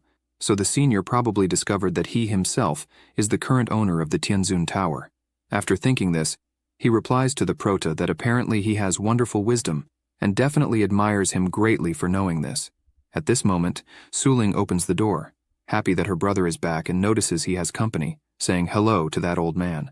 Iotian cannot believe that in front of him is a cute yet powerful girl. Chen asks if she cut the watermelon. If so, he will serve it to the grandpa.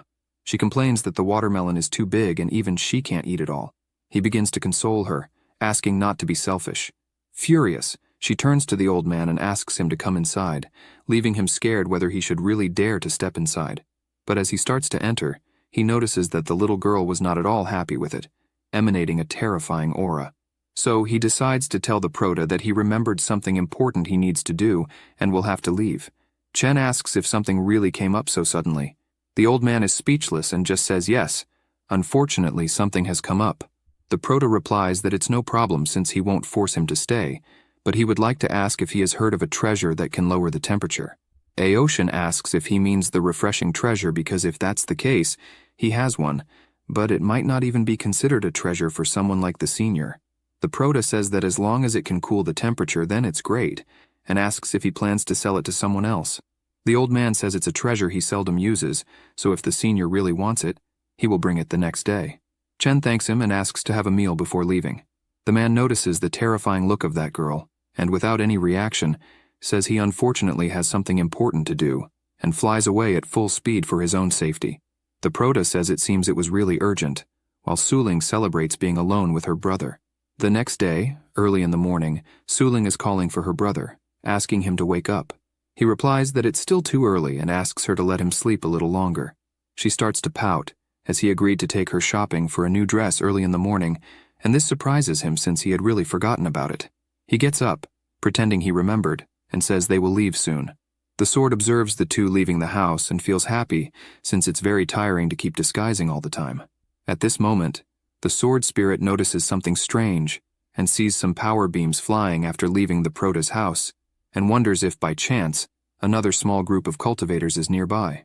He starts to materialize, thinking that yesterday's treatment wasn't enough, so he needs to make the big brother satisfied and flies out to solve this problem. The kitchen knife notices the sword leaving the house and imagines that something is wrong. Upon arriving near the crater, the sword spirit notices something strange since there was obviously someone there, but after the whole battle, no one appeared. A man approaches saying that the mortal world really had a familiar smell and looks at the spirit saying that he really is there. This brings back memories of when he was imprisoned and constantly whipped until he bled, unable to fight back, as he was chained by this same man who has a mark below his mouth. The old man with his whip says that apparently, the golden feather immortal artifact is really there, and says it's been a long time since he saw it, leaving the spirit scared as the Blood Moon sect is on Earth. He complains that it doesn't make sense since there are countless mortal worlds, and even if they guessed which world he was in, it's impossible to find the exact position so quickly. The man responds that it wasn't a problem since he marked his QI as well as his Dantian in advance. He becomes worried because apparently, by using spells, his location was tracked, and this must have happened the previous day when he made a strike that leaked energy. The man says he underestimated the level of caution that sect has against him, while the spirit is only thinking that he needs to find a way to escape from there. Immediately, the man draws a seal and invokes his imperial electric prison, causing a massive electric beam to fall on the sword spirit, imprisoning him. The pressure is so strong that the ground begins to create holes due to the weight, while he tries to get up somehow, but the pressure is too intense. The man from the Blood Moon sect says that prison was made exclusively to detain him, so there's no point in trying to escape. The spirit says that he is familiar with it, yes, but if it weren't for this specific prison that seals his QI, trash like that sect wouldn't stand a chance. The man bursts into laughter and asks if he really is trash. After all, he can use that power to make him completely incapacitated, so it's easier if he just surrenders. Ben says that old man would never understand, but there is a mortal far superior to him in this world. Gammon is surprised by this and asks if he himself really isn't more powerful than that mortal person. The spirit, smiling, says that it's obvious.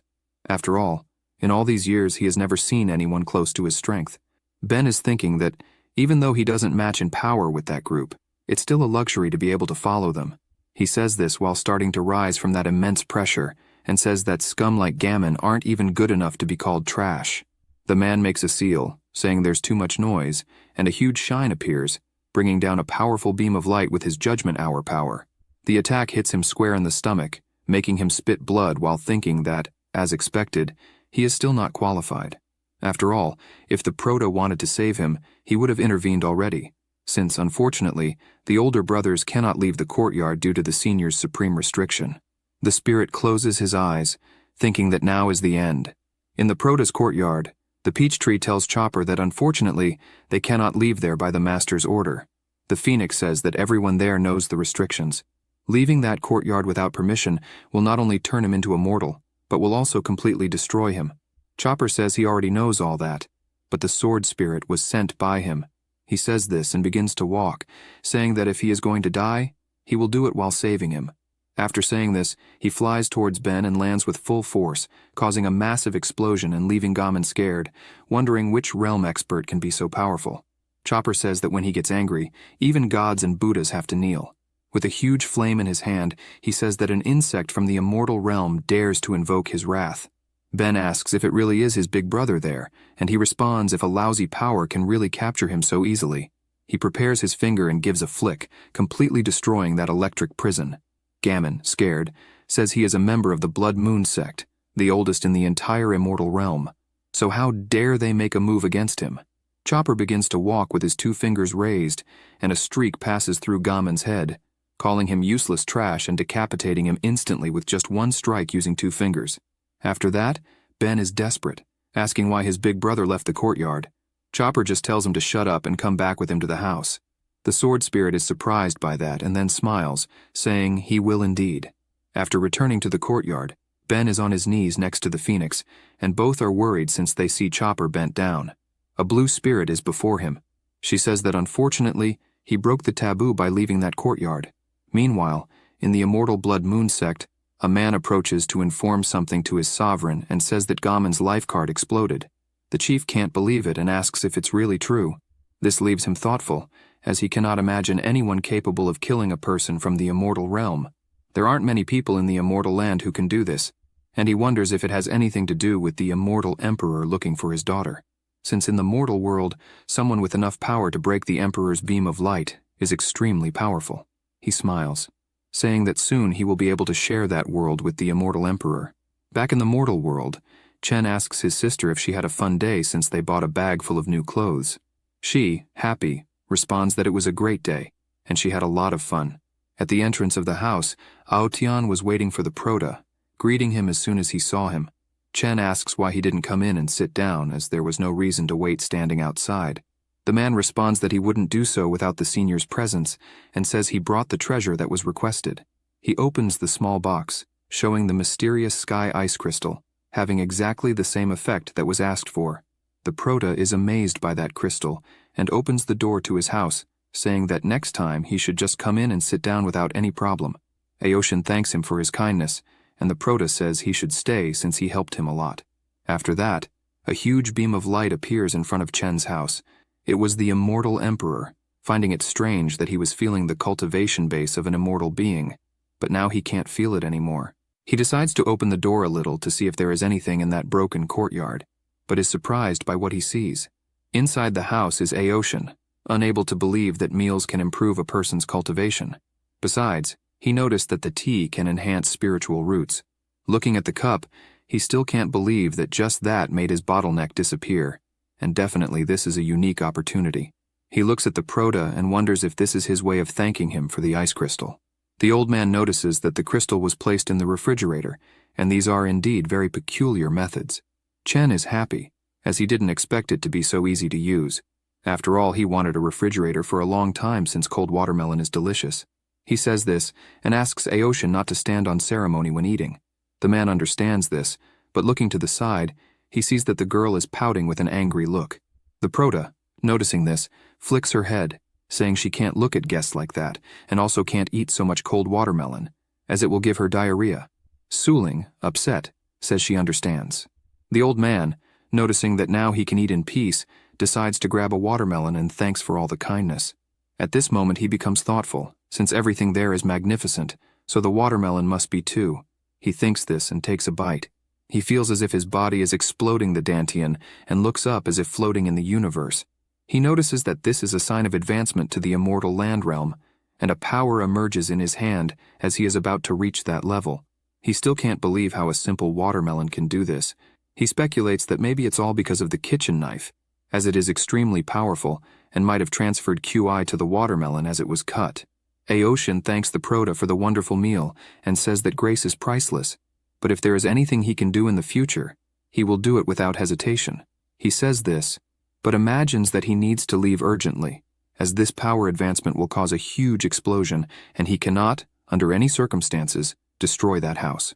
With that, he starts running to the exit, saying he has important matters to attend to. He opens the door and notices a person kneeling there. Not understanding anything, he wonders who that person is. The immortal emperor was kneeling before the great power coming from the residence, but as he tries to say something, Aotian rushes past, apologizing but saying he has something important to do. The emperor looks back and notices that this person is in the immortal land realm, but doesn't seem to be the master of that place. The Prota yells for him not to run so fast, or he will get hurt, which catches the attention of the emperor who, looking ahead, encounters a being with divine power overflowing from his body. This leaves him completely terrified, imagining that it can't be true that the courtyard is full of terrifying existences and that he has probably accidentally entered a precious land of a specialist. But why would there be a specialist in that mortal world? Chen, not understanding why that person is kneeling, starts to imagine that his floor is uneven, causing many falls, as everyone keeps kneeling at the door. The emperor fixes his gaze and still thinks it's impossible. The rhythm of that mortal is on another level. It is the complete definition of a deity. This makes him ponder if this is a chess game involving hundreds of millions of lives, and that people are the pieces, just as the board is the world, while two powerful seniors are merely having fun there. The emperor feels frustrated, as he apparently is nothing but a pawn to these people. Chen, not understanding much, asks if that person is okay, and imagines that he is a powerful person since he is wearing something luxurious. He thinks it is safe not to mess with that important person. The man bows, saying his name is Shiasuyi, and also calls the Proto Senior, leaving him desperate since it is not possible that there is another cultivator right in his house. However, the man's surname is familiar to him, and he asks if he is there to meet Suling. The Emperor asks if his daughter is really there. The Prota feels a bit embarrassed, not knowing what to answer, but since it is her father there, if he says nothing, it is the same as being a kidnapper. He thinks for a moment, and grabs the Emperor's hand, asking him to get up quickly, and says he will take him to Suling, as she is in the house. After that, Chen asks Suling if that person is really her father, but she responds no, that she has never seen him in her life. Shisugi is confused by all this and asks why his daughter is saying that. She, hiding behind the Prota, says she doesn't know that man. He looks to the side and asks what is happening there and if the man is telling the truth, if he really is her father. The Emperor starts to imagine that Suling was cursed by an immortal venerable, and because of that, had no choice but to imprison her in the secret realm for thousands of years. He lowers his head while thinking that the seniors do not know the fate of each chess piece, and continues to imagine that he is nothing but an insignificant piece. He responds that he won't hide from the senior that he was separated from his daughter for a while, and apparently she has matured a lot, although her appearance hasn't changed much, so he has no doubts that it is her. The Prota finds it strange, since that man is saying some strange things and says he is beginning to doubt if he is really her father.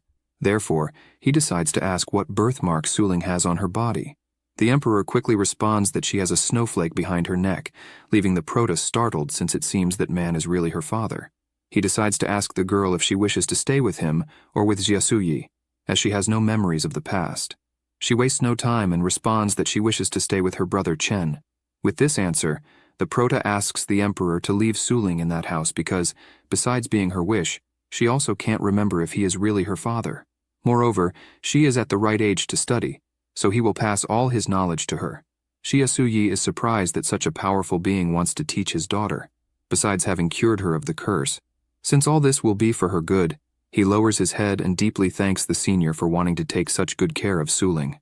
This surprises him since it is too much exaggeration, and he is confused about how such a classy man simply agreed to all that. Far from there, Aoshin is releasing his energy to complete his cultivation advancement.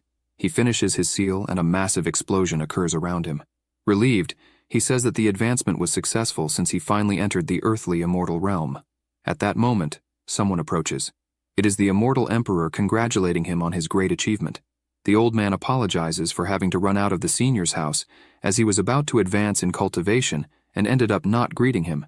Shiasuyi, smiling, says it's no problem since now they are both connected by the senior. He thanks his brother and begins to imagine that this relationship is even better than possessing an immortal rank artifact. The emperor asks to be informed when he reaches the immortal realm and says he is sure it will happen soon, as he has the Prota's guidance.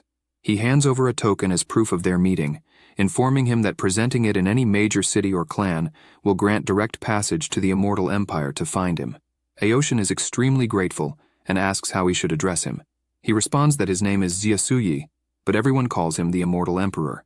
The old man replies that it really is a beautiful name. However, as he starts walking, he is completely shocked, realizing only now that he is talking to the legendary immortal emperor. After that, Shiasuyi returns to the immortal realm, happy to have seen his daughter after 1,000 years, and is satisfied since Chen allowed him to visit her once a month. At this moment, Xiao Zhao approaches and kneels, greeting the immortal emperor. He asks what happened, and the man replies that he was just wondering if he managed to locate his daughter. The emperor, walking, responds that he has not found her yet, which impresses him to the point of asking if he should send someone to help locate the girl. At this moment, Jiasuyi hits him squarely, launching the man into a pillar. After that, he makes it clear to Xiao Zhao that if he dares to visit him again from that day on, he will kill him. Moreover, he makes it clear that no matter if they are after immortal weapons or whatever, if the Blood Moon sect dares to descend into the mortal world again, he will completely destroy that sect. The man, sweating cold, says he understands very well. The emperor continues walking and remembers well that when he knelt near the senior's courtyard, he felt the breath of the immortal golden feather artifact, the immortal sword that sect is after, and fortunately, the Prota did not think he was after it, or he would have disintegrated him right there. Back in the human world, at an academy, two people are arguing about something. A man appears, asking these two to be quiet, as there can be no noise there.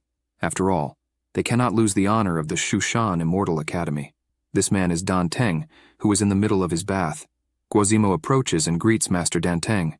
The old man notices the talent of that boy and asks if he learned in childhood or had a teacher who helped him.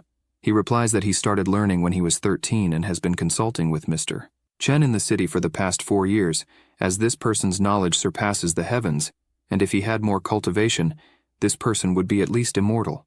Danteng asks to read some poems that this person wrote, and begins to imagine that he has never heard of this Chen, neither in this world nor in the immortal world. The boy, happy, says that Mr. Chen wrote several poems, so he will read one in particular. The old man only wonders if this Chen has any talent for Confucianism, because if not, he will have to correct many of the errors he passed on to this boy. Guozimo begins to recite the poem, and it is as if he is standing before the sea in that pleasant breeze. After reciting the poem, he asks if something is wrong with the rector, as he suddenly knelt. At this moment he is in shock, as the verse he just heard is undoubtedly profound and poetic, a cry that is neither sad nor happy and childlike innocence. These 4 verses clearly portray the vivid image of a life with its changes. This makes him think that this Chen is definitely a worthy person to teach Confucianism. He gets excited, asking the boy where this person lives, as he urgently needs to visit him as soon as possible to invite him to teach at the Immortal Academy. He says this, but reflects that it is better to make him the new rector immediately. With that, he grabs Guozimo's hand and runs off with him, still in a towel after taking a bath. At this moment, the Prota sees that his system has given him a new mission where the user must create a new sect named Ping'an. He can't believe it, imagining that it must be a joke, and yells, saying that the last time the mission was to join the mountain sect, and fortunately, the Murong family was kind enough to him, even giving him the position of ancestor, and now it wants him to simply create a new one from scratch. The system says it doesn't care what the Prota thinks, it just wants him to create a sect within 2 months. This leaves him completely pale, as he no longer knows what to do, and imagines he will have to ask a favor from Xiao Shui's family. At that moment someone calls him, asking if he is home. He opens the door and notices that it is Guozimo there, and asks the reason for the visit. The boy introduces the rector of Shushan Academy, who, at his request, is there with him. This leaves the Prota frightened, as the rector of the academy is one of the most important people on that continent. The old man bows, saying he greets Senior Chen. He can't believe that another crazy person is kneeling to him for no reason. This makes him reflect that this rector has no relation to Xiao Shui's family, yet all the major figures of that place keep kneeling and calling him senior. This makes him wonder since when he became such an incredible person. Having said that, he says he has something to ask the rector. He just wants to know if he appears to be such a strong person. He says this with a supreme aura emanating from his body, which makes Danteng kneel immediately, begging for forgiveness. The Prota does not understand what he must forgive, and just asks him to tell the truth. This leaves the old man in a dilemma, imagining that the senior is irritated. Maybe he disturbed his seclusion. Maybe this being is so advanced that he calculated his intention to make him the rector of the academy, and that disturbed his rest. He thinks carefully about what to respond to, not irritate the senior, and says he didn't feel any power. Better said, he couldn't feel a drop of power from that senior. Basically, he is a perfect mortal. Chen is upset, as it hurts a lot to hear the obvious from others. The old man still asks him not to be so courteous with him, and he can just call him Danteng. He says this, sweating a lot, as he doesn't know how he will react. The Prota, frustrated, asks to avoid being like that, as it makes him very uncomfortable. Guozimo looks at the rector's hand and asks why it is shaking so much if he is in pain or something. The old man, terrified, says he gained enough from this meeting and flies off with the boy, saying goodbye to the senior. Flying, he begins to imagine that the Prota did not attack him, so it means he allowed him to escape with his life. Probably because he knelt in time, otherwise, he would have had to pay with his life. Maybe also because Guozimo was present, and as a disciple, he wouldn't do anything in front of him. For this reason, the old man imagines he must focus all his training on this boy as gratitude. Chen watches this without understanding anything, and starts to imagine that Guozimo read the poems to the rector, and for that reason, the old man now thinks he is a master of literature. After that, he says he needs to worry about the mission the system gave. But he is frustrated since it is a very difficult mission because he knows absolutely nothing about cultivation. Having said that, he decides to walk to the city to buy a book just about cultivation. Upon arriving in the city, the Prota goes to the 1,000 bookstore and calls for Duan, saying he would like to buy a book. A woman is happy to see that it is Chen, and says it has been a while since she last saw him. He approaches, saying it really has been a while, and asks how business is at the bookstore. She stands up and responds that it is as always, just making enough to live on. With a sweet face, she says that she is a weak woman, trying to be honest by working hard until she finds a good man to marry and start a family. The prota, embarrassed, says he is afraid no one is worthy of her. Duan smiles and asks who decided that. Moreover, she approaches and puts a finger on Chen's mouth, saying that there is a great match right in front of her. Embarrassed, he turns away and asks them to stop, then inquires if they have any cultivation books, preferably with common methods. She responds that they might, but every time he visits the store, it's for a different topic, so it's as if he already has all the books. She picks a book off the shelf and, embarrassed, says she won't charge him as proof of her love for him. That book is the Cultivation Manual for Dummies. Embarrassed, he thanks her and says he will definitely help promote the bookstore. She replies that she doesn't need publicity. She just wants him to visit her often. This makes him think it feels like he's being harassed every time he visits. As he opens the door, he notes that for some reason, Chief Duan gives him a familiar feeling, which surprises him. With that, he turns, catching her attention, and she asks if the handsome man has reconsidered and will now ask her to marry him. The prota laughs, saying that the chief is full of jokes, but in the end, she helped him a lot, so he would like to invite her to his house. She says that if that's the case, she accepts the offer and will visit him as soon as she gets a chance. He says that's fine and bids her farewell, while wondering about the feeling he can't explain. Duan watches him leave the bookstore and apologizes, since time is not on their side, and snaps her fingers, causing a huge glow to emanate from inside the bookstore to the point of scaring a cat outside and leaving it confused as the light flies around. Back in Chen's courtyard, he is reading the book he just got to try to learn something about cultivation. And when he reads a part about food improving cultivation, he is surprised if there's a chance that Xiao Shui's family and others might come there because his meal increased everyone's cultivation. He imagines this is impossible, as only after eating Tiankai de Bao would there be a possibility of advancement, and decides to buy all the rice in the city to try this. This makes him reflect that everyone who visits ends up really liking his food, but that doesn't mean it is increasing everyone's cultivation, it just means the food is delicious.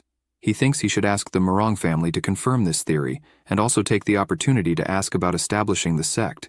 At that moment, he hears Xiao Shui's voice calling him from outside and says that this is quite a coincidence. He welcomes her and says she arrived at the right time, as he has something he would like to ask her father, and asks if she can deliver the message. She is happy, as the senior predicted her arrival, but says she is there as a messenger from her grandfather and father.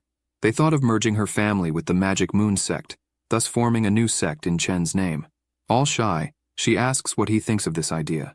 If he likes it, he could even name it as he wishes, but if he doesn't like it, they will cancel the plan. He is delighted with this coincidence and asks if he can really name it. Xiao Shui responds that of course he can. After all, this sect will be entirely his, so there's no one better than the senior himself to choose a name. He says he thought of a name for the sect, and asks what she thinks of the name Heianzong. She, pleased, says it's an amazing name, and that she expected nothing less from the senior. With that said, from now on, the sect will be called Heianzong. This makes the MC thoughtful, as it's very strange for this opportunity to arise right after receiving the mission, and it's definitely a weird coincidence. He takes the opportunity to ask why everyone keeps calling him senior, and always treats him with such respect and formality. She responds that it's because he has a very strong cultivation base. Then she can't believe she said that.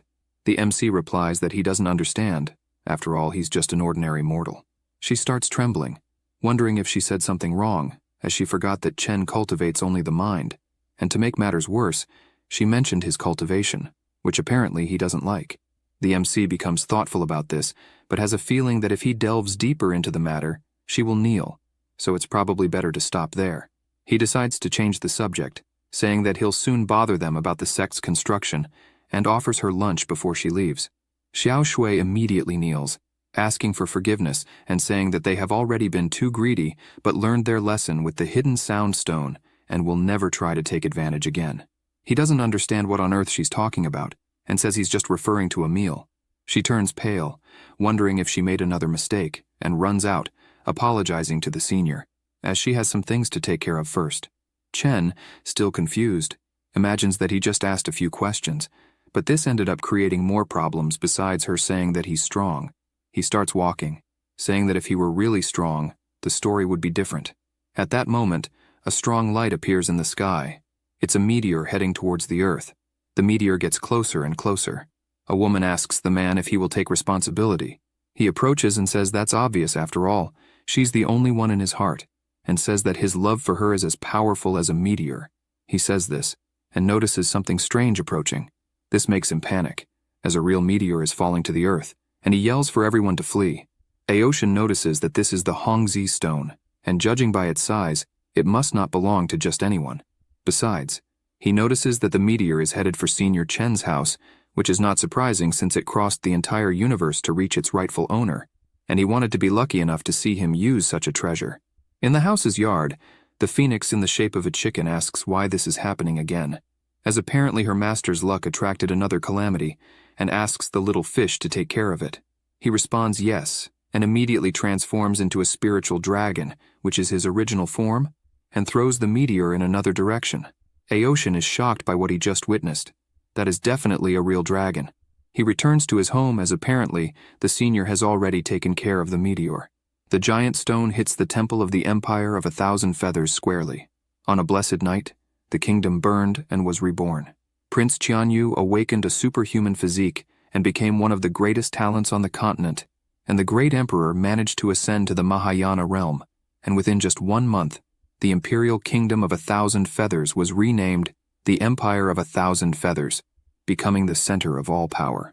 A month passes, and Murong goes to the MC to update him on current affairs.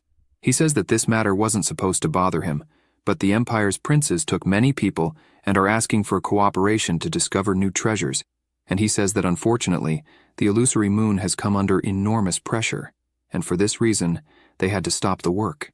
This worries Chen, who asks if the construction has really stopped. The old man responds that unfortunately, yes, the foundation was laid, but apparently the work will not continue for a while. This frustrates him, as there is only half a month left until the deadline, and these damn hooligans have shown up just now to cause trouble. He becomes thoughtful, saying that the power of the Shushan Immortal Academy must be stronger than the Empire, so maybe it's a good idea to ask them to solve this problem. Murong is surprised and asks if he's going to leave the Immortal Academy to act with the illusory moon. Chen says he can't. After all, he has no way to contact the principal, but he has an idea since Xiaolinger's father is also a big shot. The old man is surprised to hear this and asks if he knows someone even more powerful than the academy. He replies that he doesn't, but that this person visited him a month ago. Murong can't believe it, that such an important person would visit him, but he didn't get their contact information. At that moment, Yuxi is ordering the cultivators to work harder, and furious, says that old women on the streets are more effective than they are.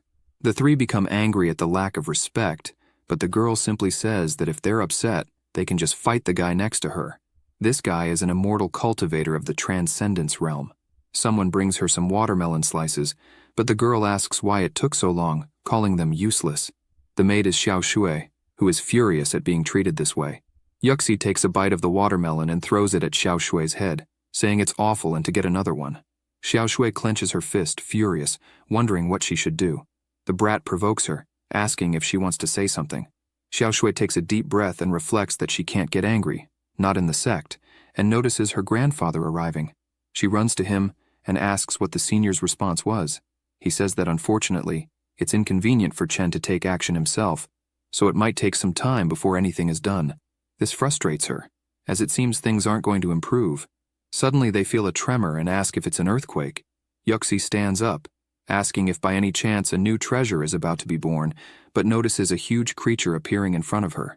This shocks her, and she asks what the hell that is until she gets hit, making a small cut on her face.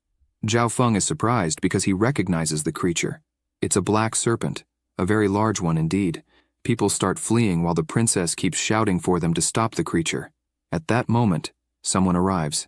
It's Aoshin, saying that the creature won't kill anyone while he's there. He runs to her and says she's the princess of the Empire of 1,000 Feathers, and that if possible, she needs to be taken out of there. He doesn't like the idea at all, but he doesn't know what she did since he wasn't there to witness things. Looking at the black serpent, he gets excited, as after his last breakthrough, there hasn't been a chance to unleash his power. With that said, he smiles, thinking that this will be the perfect opportunity to practice. The black serpent, which had an angry face, becomes docile, asking if by any chance it killed someone or said it would kill. After all, it believes in Buddhism. Aoshin can't believe the monster is saying that, and says it doesn't matter because he can't allow it to harm the innocent. The serpent sticks out its tongue, saying this is absurd since at no point did it say it would hurt anyone, and in fact, it just came out to get some sun. Pouting, he says that the cultivator doesn't accept that since he's killed several immortal beasts in the past, and he's only saying that because his cultivation level is higher. He feels frustrated by this feeling of humiliation and begs that the monster be more bloodthirsty so that he won't feel bad if he has to kill it. Yuxi calls the senior's attention and says that clearly the dragon is afraid of him, and that's the only reason it's acting this way. She's afraid that after he leaves, the monster will kill the people there, and for that reason, he should kill it now. He looks closely at the girl and asks if by any chance he looks like a sword since she's trying to use him, and makes it clear that he doesn't care about the empire of 1,000 feathers. Aoshin also says that he's not sure who her father is, but seeing her that way, he realizes that her father isn't the best person around. Still looking at the kneeling girl, he asks her to remember that many things can be given to her, but it's pointless if she's cruel to others, as it will end up backfiring on her. With that said, he makes it clear that she's on her own. The princess becomes furious and makes it clear that the old man will kneel to the empire one day. At that moment, the dragon takes a deep breath and approaches the girl, saying that not long ago, she was saying many bad things about him. She, in shock, says that's not exactly true. Aoshin continues walking, thinking about how annoying that girl was, and even considered that all of it was planned by the senior, but it doesn't seem to be the case. He asks for his subordinate to appear, and immediately the cultivator appears, greeting him. The old man orders him to mobilize all the members of the Tianzun Tower to suppress the empire of 1,000 feathers, and that anyone on the empire's side will be considered an enemy. After these instructions, he also says that he wants to leave a message for the emperor. Night then falls, and the empire of 1,000 feathers is already in flames. There was blood everywhere, including on the sword that is even pointed at the emperor. The subordinate delivers the message, saying that his daughter is wonderful. The next day, Aoshin meets with the senior to say a few things. The MC says he arrived just in time and asks if he knows anything about the empire of 1,000 feathers. The old man is shocked and tells the senior that he is quite perceptive, as this time he's here precisely to talk about that matter because he suppressed them the night before since they were very rude, and even wants to apologize if he did something wrong. The MC is pleased to hear this and praises him, as it seems he suppressed them well, but he's confused as to why he's apologizing for it. The MC also says he wants to ask another question. At first it didn't matter much being called senior, but if he's so powerful as to suppress the empire, then why does he still call him senior? He worries if this is a test or something like that, and if the rise and development of the entire empire of 1,000 feathers is just a test that the senior prepared for him. So he bows and says that the reason is simple. It's because the senior is clearly stronger than him. The system appears but says nothing, and the MC is happy, saying that now he understands and thanks his friend for the time he spent there, but he has commitments for the day, so he will have to leave. The old man replies that it's no problem, as he also has appointments, and decides to leave, saying goodbye to the senior.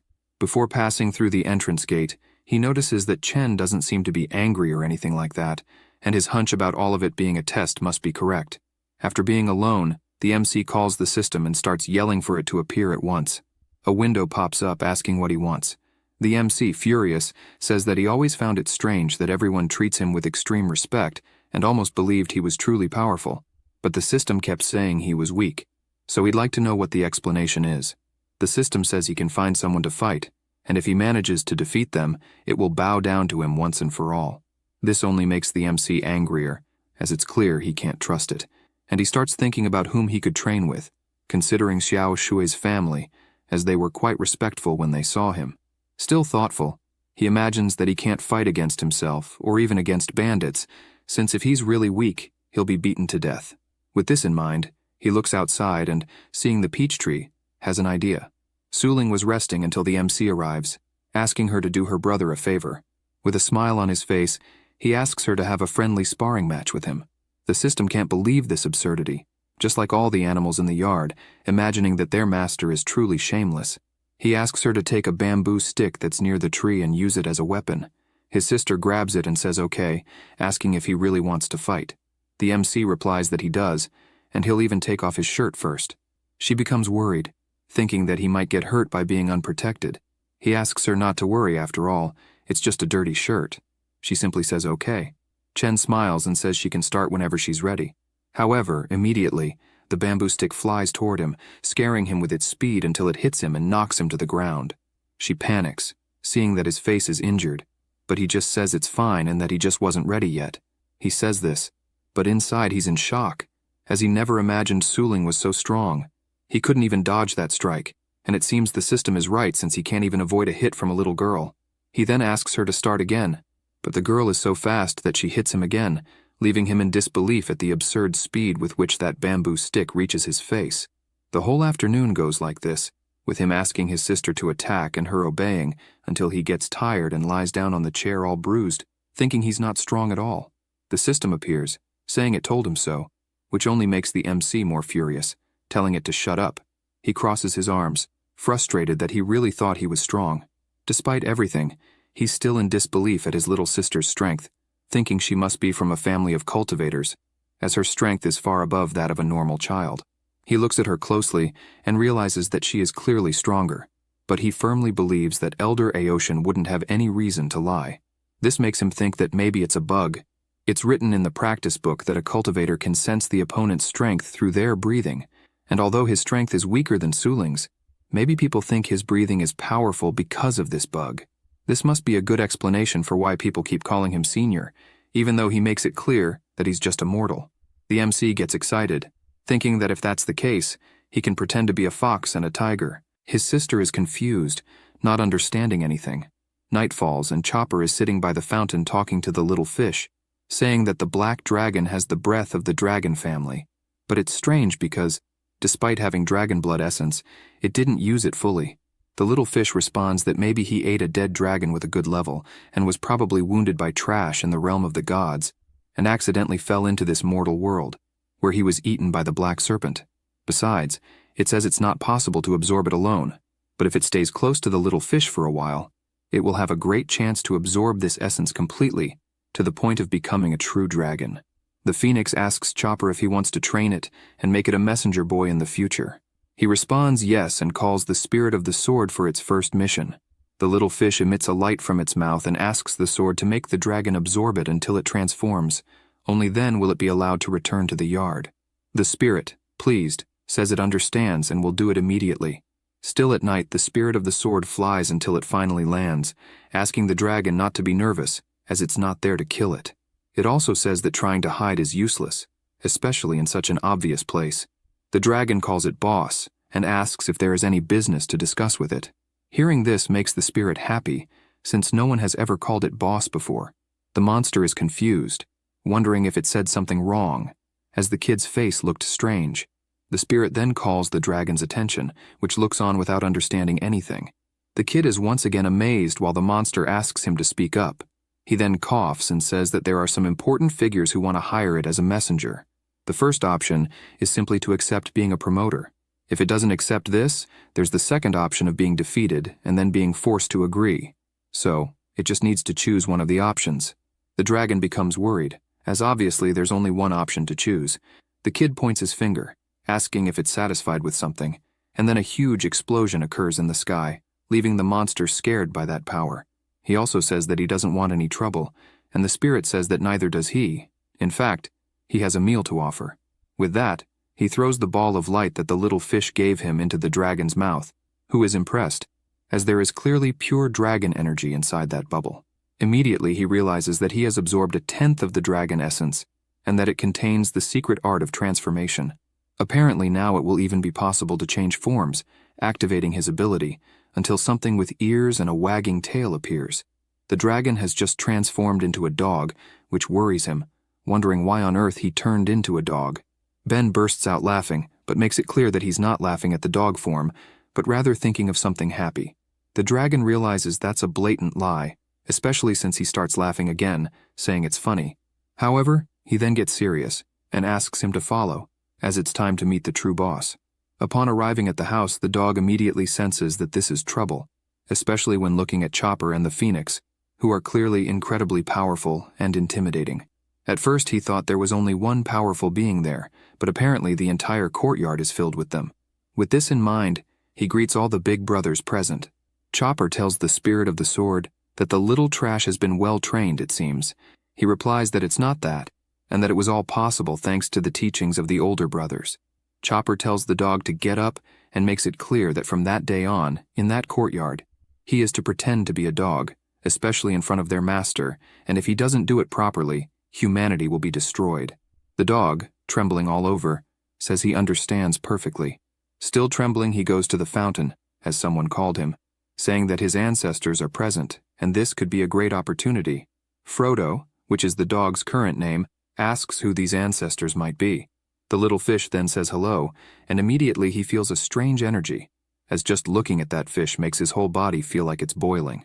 The little fish tells him not to be nervous, that he'll get used to it after a while, and explains that it's normal, since many dragon bloodlines feel uncomfortable when they see him, and that even if Zulong appeared there, he would still be fine. The dog can't believe that the mighty Zulong would feel uncomfortable seeing him, and asks who exactly he is. The little fish introduces himself, saying his name is Shenlong. Frodo is shocked at once, as the dead dragon he ate had a secret story about the dragon family, and he remembers seeing this name in those stories. Born at the beginning of the world, he coexisted with all things in the universe, and in infinite time. The first ancestor of the true work of the Laufulong family. Knowing this story, he can't believe that such a divine existence has really turned into a little goldfish and lives in a fountain, which only makes him imagine how terrifying the master must be. The peach tree starts to sway, until Peach steps on the ground and takes her spirit form. She communicates telepathically, calling Suling, asking her to let the master take care of that little black dog the next day. The girl goes back to sleep, saying she understands the request. The next day, in the Empire of 1,000 Feathers, someone is shouting, demanding explanations. It's Spectrum, asking why this is happening. Zheng Tao, who is the emperor, asks his father to calm down, saying that he only remembers Yuxi going to a remote area in search of new treasures, but the rest of the story he knows nothing about. He is worried, trying to understand why the Tianzun Tower completely suppressed the Empire overnight, and moreover the forces that had cooperated with them until now are doing everything they can to avoid them. The young man says he really has no idea why until Yuxi appears, greeting her father and grandfather. Tired, she sits down and says that it's been quite dangerous these past few days, but fortunately, she's very smart. However, she found it strange to see the entire palace deserted when she arrived. Immediately, she shouts for the maids to bring her some good tea. Her father, furious, asks what happened to her during those days she was in the south. She, also angry, tells her father not to even mention it and says that the owner of the building is ungrateful, and even though the empire is developing rapidly, those dogs are still ungrateful. He becomes furious, clearly seeing that his daughter is to blame for everything that happened. The girl, not understanding anything, asks her father what's going on. He clenches his fist and asks Spectrum if he can hit his granddaughter. The old man asks him to wait, which gives the girl some relief, thinking she's been spared. But with a menacing look, he says he'll help to discipline that spoiled girl. The day dawns, and Suling runs to wake up her brother. He asks if something is wrong, and she says the sun is beautiful right now. The MC immediately notices the dog and asks what the hell is going on and how she got him. The girl responds that the cute dog was sitting outside and was lost, so they should keep him. Chen, confused, says that just because the dog was lying outside doesn't mean much, and asks how she knows he was lost. She points to the dog and says that he told her himself. Frodo is shocked because the girl wasn't supposed to say that. He puts his hand on his sister's head and asks her to stop joking and to play with the dog in the yard, and maybe he'll go back to his real owner after getting tired. He observes that his sister must really like the dog, but since they don't know who it belongs to, and it might not be wild, it's better not to adopt it arbitrarily. Suling throws the dog outside and says she's completed the mission, and if her brother doesn't want him, then the dog can play by himself. The MC watches the dog, thinking he could be cuter, until he sees him walking toward the tree. This catches his attention because he doesn't understand the little dog's intentions. With this in mind, he approaches and asks if by any chance he's looking for an opportunity to steal the chickens from the yard, because if so, he should leave. Frodo feels like crying, as a feat like that is impossible for him even if he wanted to. At that moment, the system catches Chen's attention, saying there's a new mission. He finds this strange, as a new mission appeared without even completing the last one, and it's been 5 years since that happened.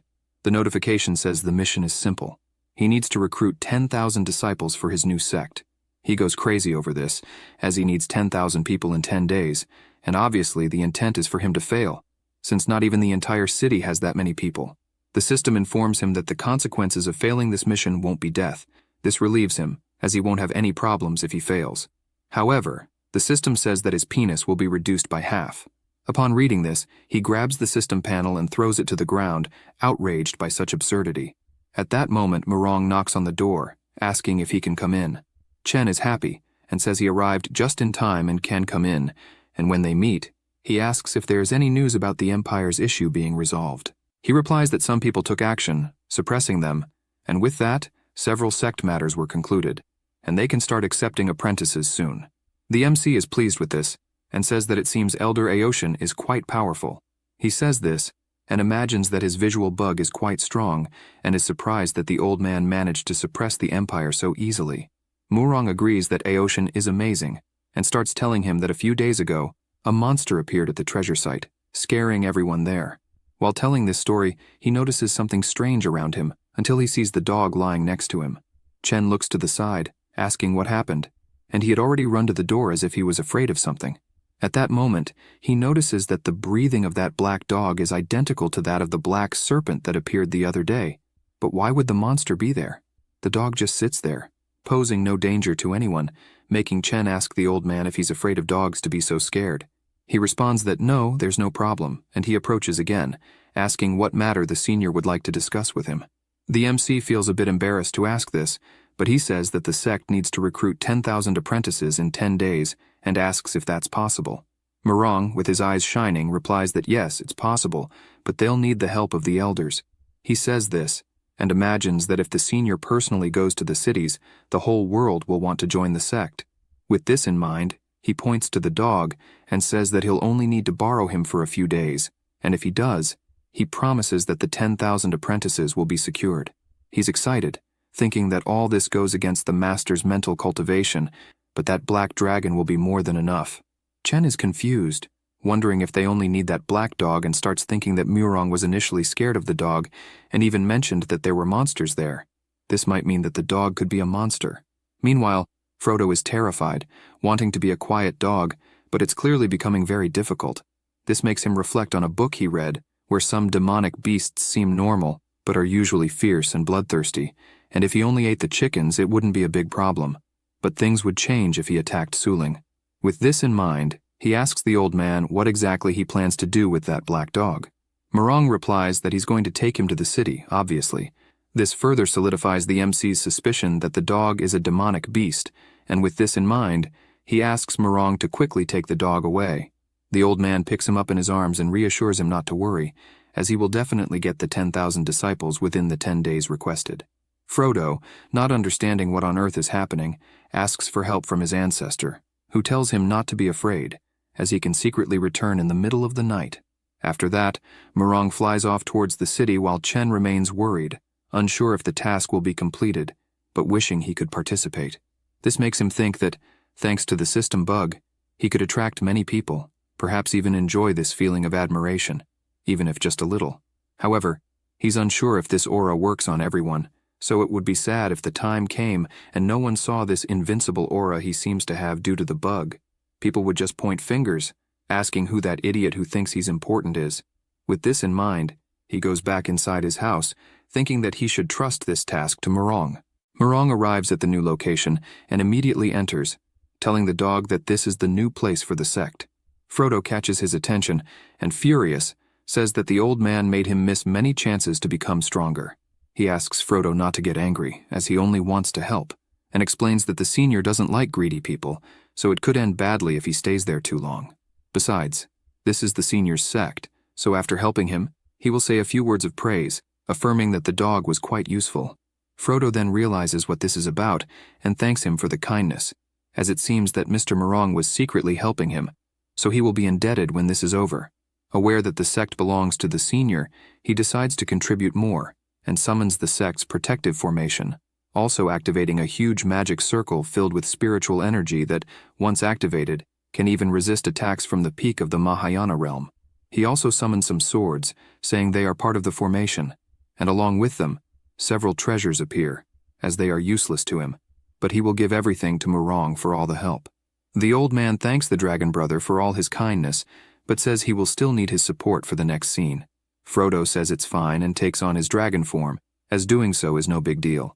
Murong is surprised, as he hasn't seen him for just a few days, but it's clear how much his power has grown, and he starts walking, saying that from that day on, the Pinyin sect will start recruiting disciples. Far from the sect, it was possible to see the huge circle protecting it. Aoshin immediately notices that it is the Mahayana realm formation, the mountain guardian dragon, and says that it seems the senior made a mistake when he gave the mountain sect this formation. However, he thinks carefully about what he just said, and imagines that the senior must have planned everything, so he could never make a mistake. It must be more complex than it seems, as it's about him.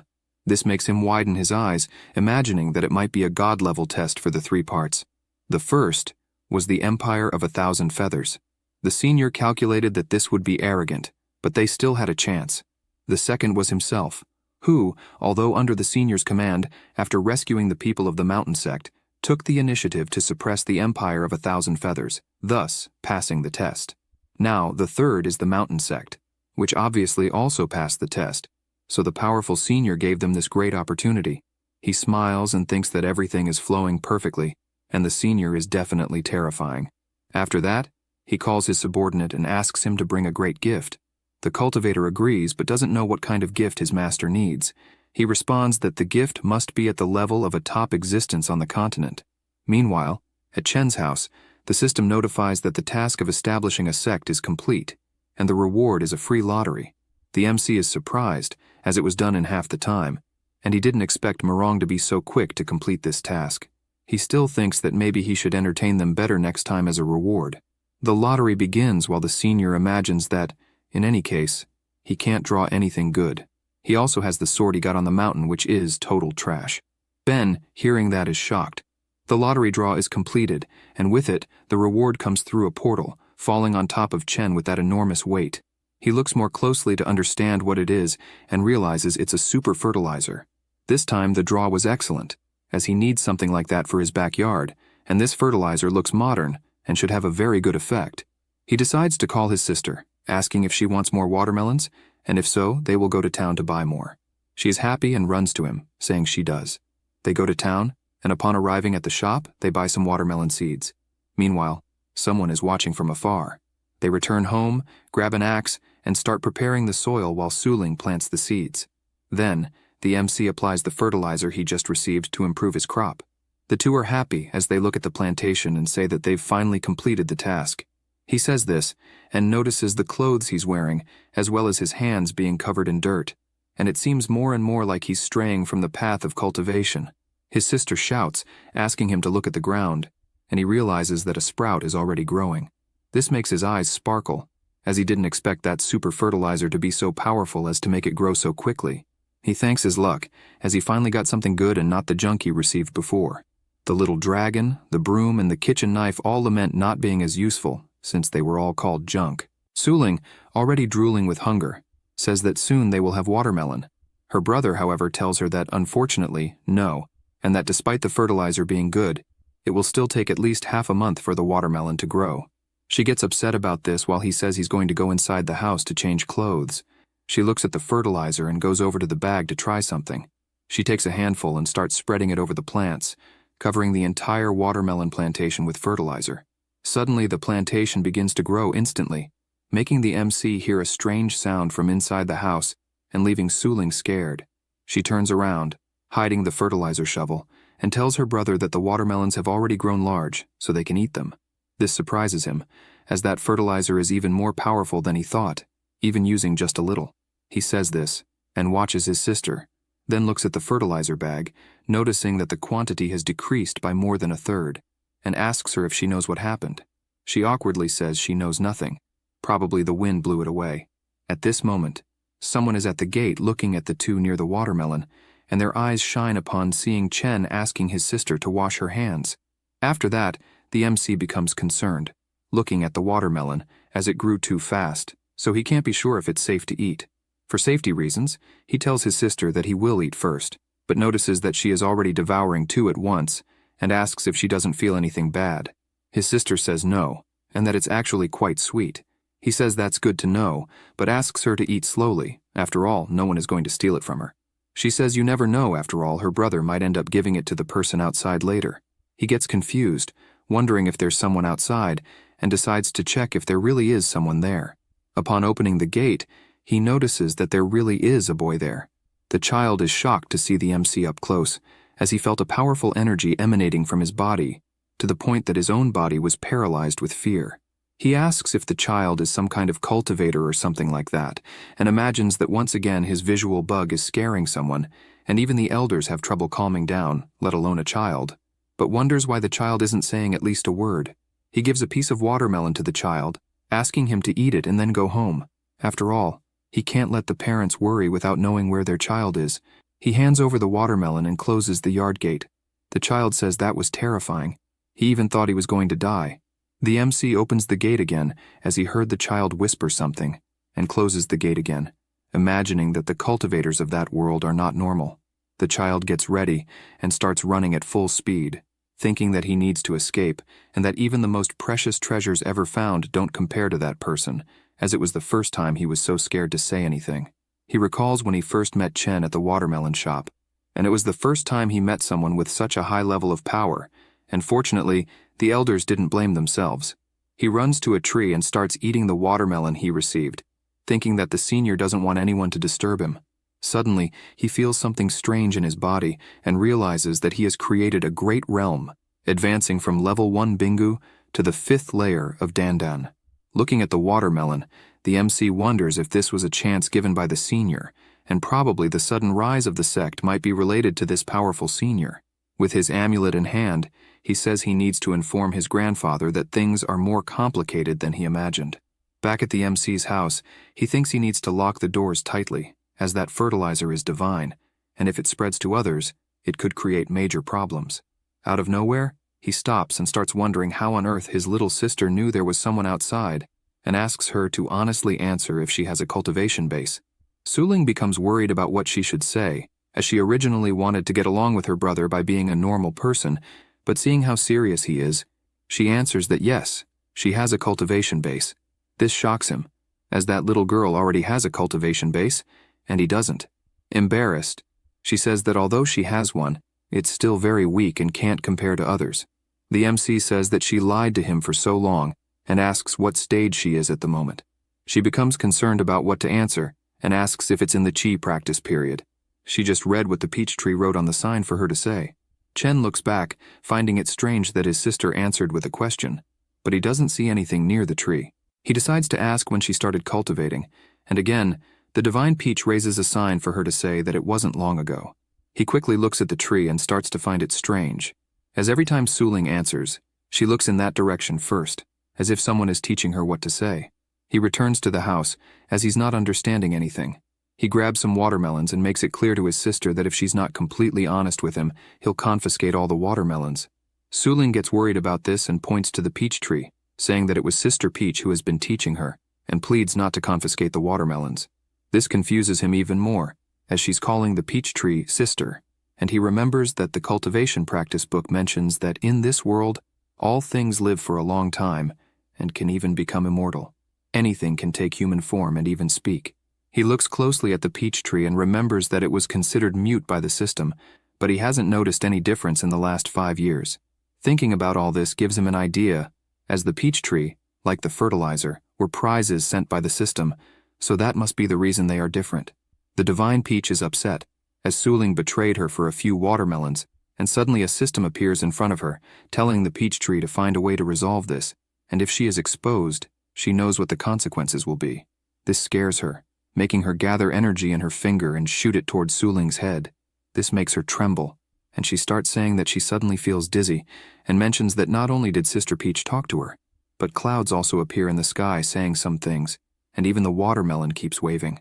The MC rushes to her, asking if something is wrong, and notices that her forehead is hot, probably with a fever. This makes him wonder if it's a side effect of that powerful fertilizer, and decides to carry her inside the house, thinking it was probably the fever that made her say those absurd things. He says this while carrying her inside. Elsewhere, Aoshin is cultivating until he notices a presence approaching. A huge explosion destroys the trees where he was, and as the dust settles, Someone can be seen inside the explosion, calling Aoshin a cursed old man. Furious, he asks how someone dares to attack him using such a ridiculous trick. This man says he heard that Aoshin became immortal, advancing to the land of the fairies.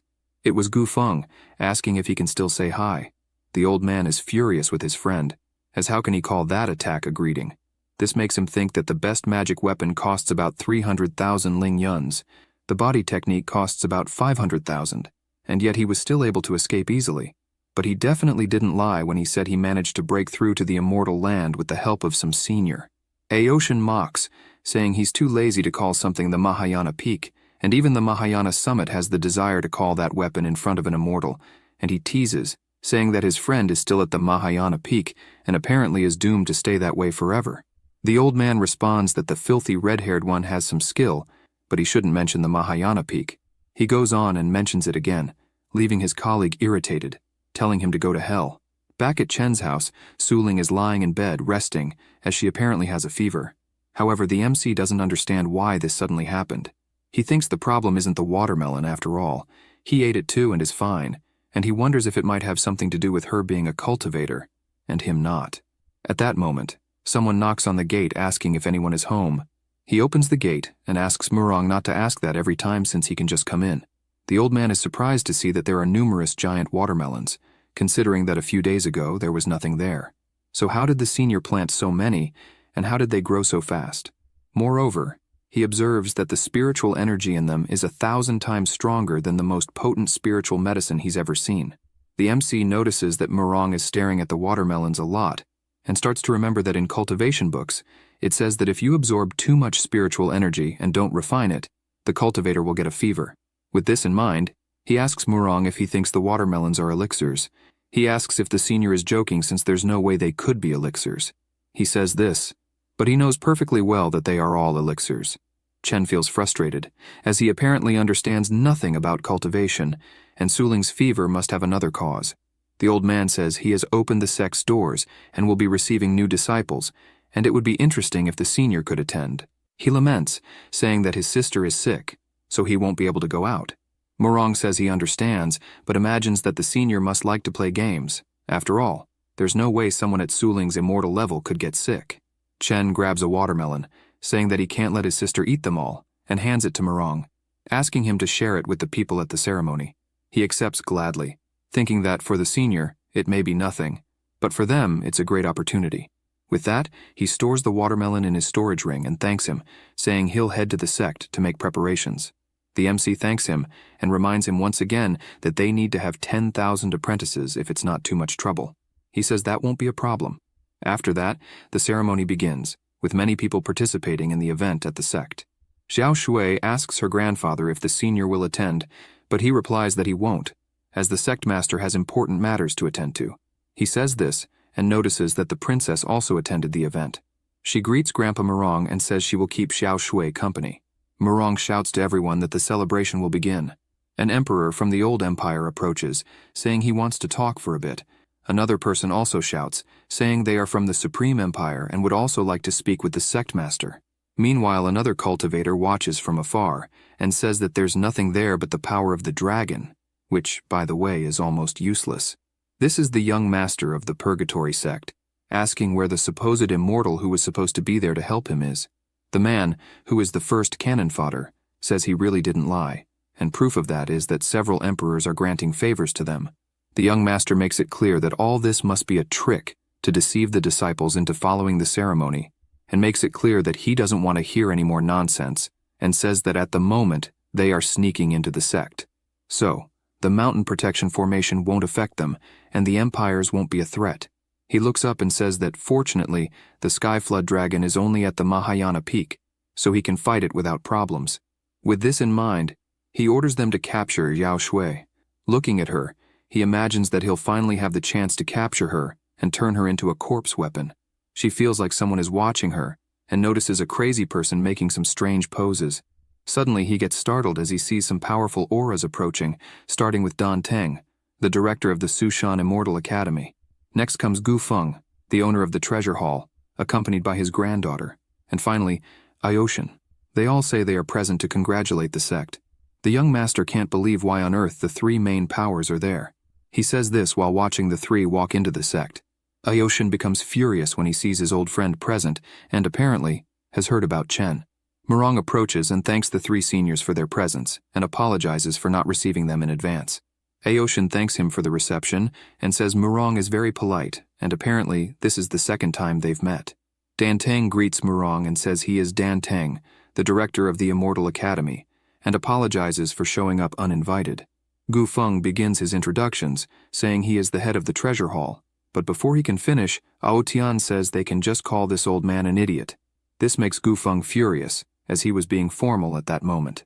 Murong says that they are probably there because of the elders, referring to the MC and Suling, and asks everyone to please come inside. Before that, Dan Teng opens a box, saying he would like to offer something first, and a scroll appears, the painting called Chengxiang Dragon Phoenix. After observing it for a long time, a cultivator can have an epiphany and thus improve their cultivation. This surprises Murong, as that seems to be the treasure of the Shushan Immortal Academy. The director confirms that it is, and since the seniors' sect has just opened, such treasures would be perfect for the sect. Gu Feng agrees and says he went in search of an appropriate gift, hunting all over the continent. He opens a box and says that apparently the spiritual energy of that mountain isn't very good, and that inside the box is a superior spiritual vein, which will greatly improve the sect. Aoshin interrupts, saying that spiritual veins are divided into 5 grades: inferior, medium, superior, extreme, and absolute. So, knowing this, he would be ashamed to give something of that level and offers Murong an absolute spiritual vein, which is more suitable for that place. This makes Gu Feng furious to the point of asking if he's looking for a fight, and he says he has a second gift to give, a purple gold card that gives a 10% discount on any item purchased in the treasure hall. Dan Teng is impressed with this gift. After all, a 10% discount is equivalent to donating half of the entire treasure hall. Aoshin is not intimidated by this gift and says it's still trash, as the Tianzun Tower will always be at the senior's disposal, especially since the senior will be buying items from the treasure hall, and this old man dares to take money from him. This infuriates Gu Feng even more, and he shouts that his grandson will join the Pingan sect. Even he doesn't understand what's happening. Aoshin calls him a mummy, as apparently that was the plan all along. Gu Feng calls him a bastard and taunts him, saying if he has the guts, he should send some grandson to the sect. The academy director starts to get worried, as his gift seems smaller and smaller as those two keep arguing. The young master continues to watch all of this and can't believe that the greatest powers are fighting over who gives the best gift, and this must be a joke. It seems there really is a more terrifying existence than the three of them. His subordinate whispers, asking if they shouldn't go ahead with the plan as agreed. He asks if they shouldn't capture Xiao Shui. This catches her attention, even though she didn't hear what he said. He scolds his subordinate, telling him to shut the hell up. After all, the area is full of powerful people. At this moment, Xiao Shui catches her grandfather's attention, saying that those two people are trying to cause trouble in the sect. This makes the three immortals furious, asking how he dares. Aoshin puts his hand on the young master's shoulder and asks what he just said he was going to do in that sect. He says this and notices that the man is from the Purgatory sect and asks if he's aware that the Pingan sect belongs to their senior, and yet still ignores their presence. Gu Feng comments that he knows the Purgatory sect has little money, but they are brave to disregard the presence of the master of the treasure hall. Dan Teng similarly mentions the Immortal Academy. The young master, completely terrified, tells all the seniors that this was a big misunderstanding and that he is only there as a guest. Murong then appears and says that if it was a misunderstanding, then there's no problem. After all, he's just a guest, and asks what gift he brought, suggesting that the sect is not demanding when it comes to this, and even if the quality is lacking, quantity can make up for it. Lu Pong, not knowing what to do in this situation, examines the numerous treasures in his possession. Murong is in disbelief, as he didn't expect so many treasures, but the three immortals say it's the bare minimum. The young master clenches his fist, and furious, says that this sect is doomed, and that as soon as the three leave, he will destroy them all. But he's startled when he hears Ocean say that he's living at the top of the hill, very close by, so he'll be a guest when he has time. Suddenly, the dragon's aura begins to fade, returning to its dog form, and it starts to fall until it reaches the ground. Murong becomes concerned, asking what happened, and Frodo responds that, unfortunately, he can't defeat the man in the sky. They look up and indeed notice someone in the sky, and to make matters worse, it's an immortal. This immortal cultivator is Yan Ming, who says he's pleased to see that his trip to the mortal world will be interesting. He also says that the dragon hasn't fully digested the essence of a dragon, and because of this, it's almost impossible for it to become a true dragon in the future. Now, with a malicious look, he asks the ants to listen carefully. Morong feels an immense pressure to the point where their bodies are being forced to the ground. The immortal demands they hand over the black dragon, or else their formation will be destroyed. Morong informs him that the dragon belongs to a certain senior and is not just any guardian beast of the sect, and if he doubts this, he can ask that certain existence. Yan Ming asks if this means they won't hand it over, making it clear they have 3 seconds to respond before being destroyed. The old man is worried about what will happen to them, but suddenly Ben appears, saying that the 3 seconds are up, and asks what Yan Ming plans to do now. The immortal looks back in shock and asks why the golden feather is there. Ben responds that he doesn't need to answer to a piece of trash from the immortal realm and states that he protects that place. This worries Yan Ming, as the immortal sword is protecting that sect, and he wonders what on earth is happening in this world. Furthermore, he notices that Ben's power is at the venerable immortal realm, which makes him break out in a cold sweat to the point of starting to flee, knowing he stands no chance there. The sword spirit asks if he really thinks he can escape and catches up with him in an instant, preparing a kick and landing it squarely on his face, sending him crashing directly to the ground, destroying everything in the area. The dust from the crater that formed begins to dissipate, and Ben descends to the spot, ordering Yan Ming to follow him back to the sect and apologize to everyone. Yan Ming says he's not crazy enough to apologize to mere ants and that it's something impossible for him to agree to do. As he says this, Ben punches him. After that, Yan Ming returns to the sect completely battered and apologizes to everyone for disrupting the sect's ceremony. The sword spirit hands a bag to Morong, saying that all the belongings of that trash immortal are in there and now belong to the sect. Additionally, he orders Yan Ming to leave and inform everyone that the golden feather is protecting that sect. Yan Ming tells the senior that he'll do so immediately and flies away at full speed, leaving all the cultivators present astonished by what just happened. Morong clears his throat and tells everyone that the situation has been resolved and that with this, they will be accepting 10,000 disciples over the next 3 days. Days pass, and the system notifies the MC that the mission to recruit 10,000 disciples has been completed. He is surprised, as it seems that Mr. Morong wasn't lying about succeeding. With that, the system congratulates him, since the host has completed 900 tasks, and announces that the system will be updated to enter the final mode, at which point he will receive a reward. The MC could obtain simple items or repair his cultivation, and he is surprised to see the word cultivation there, imagining that he might finally get stronger. The update starts progressing, beginning at 1%, moving to 50, then 90, and finally 99. However, it gets stuck at 99% for a long time, leaving Chen completely irritated that it's not finishing quickly. This drives him crazy, as it's clear the system is trolling him by not completing the update. Furious, he looks back and yells at Suling to stop eating watermelons, and it seems she hasn't learned her lesson after getting a fever. Embarrassed, she tells her brother that the fever had nothing to do with the watermelon. At that moment, he hears that the update is complete and looks forward again, eager to see what the difference will be. The system changes, surprising him, as it has turned golden this time. The notification informs him that it is now in final mode, and the host must choose the future direction of his development. In the first option, the host must wait for the mission to be activated, and only after the mission is completed will the rewards be distributed randomly. The second option is raid mode. The system will automatically select 100 realms in various parts of the world, and the host can teleport. After 100 levels, the host will be invincible. He looks at the information and wonders if in raid mode he will have to fight against other people, questioning how on earth he would fight others with his mortal body. The system explains that in the second option, the host will start with an initial cultivation base, and since he cannot improve on his own without spiritual roots, he will always start with the cultivation base at the maximum level. He is impressed with this information and immediately chooses the second option. The system changes mode and announces that the host will begin at the top of the Dantian formation. The MC finally observes his chi and starts crying with joy, as he is finally seeing his spiritual roots forming after 5 years. He finally notices the controlled airflow within his body, and looking at his hand, imagines that this must be the so-called chi. He decides to test it out, and releases the small power toward the wall, making a small hole. It's enough to impress him, as it's a cultivation technique he never had before. Suling, watching from a distance, thinks that it's very weak, but her brother calls her over and hands her the bamboo, asking her to hit him with all her strength, just like last time. She agrees and gets excited, thinking she'll use the opportunity to punish him for confiscating the watermelons. She imagines this and leaps to attack him with all her might. He can now see Suling's power overflowing and becomes worried, as she's attacking him using chi, and that's dangerous.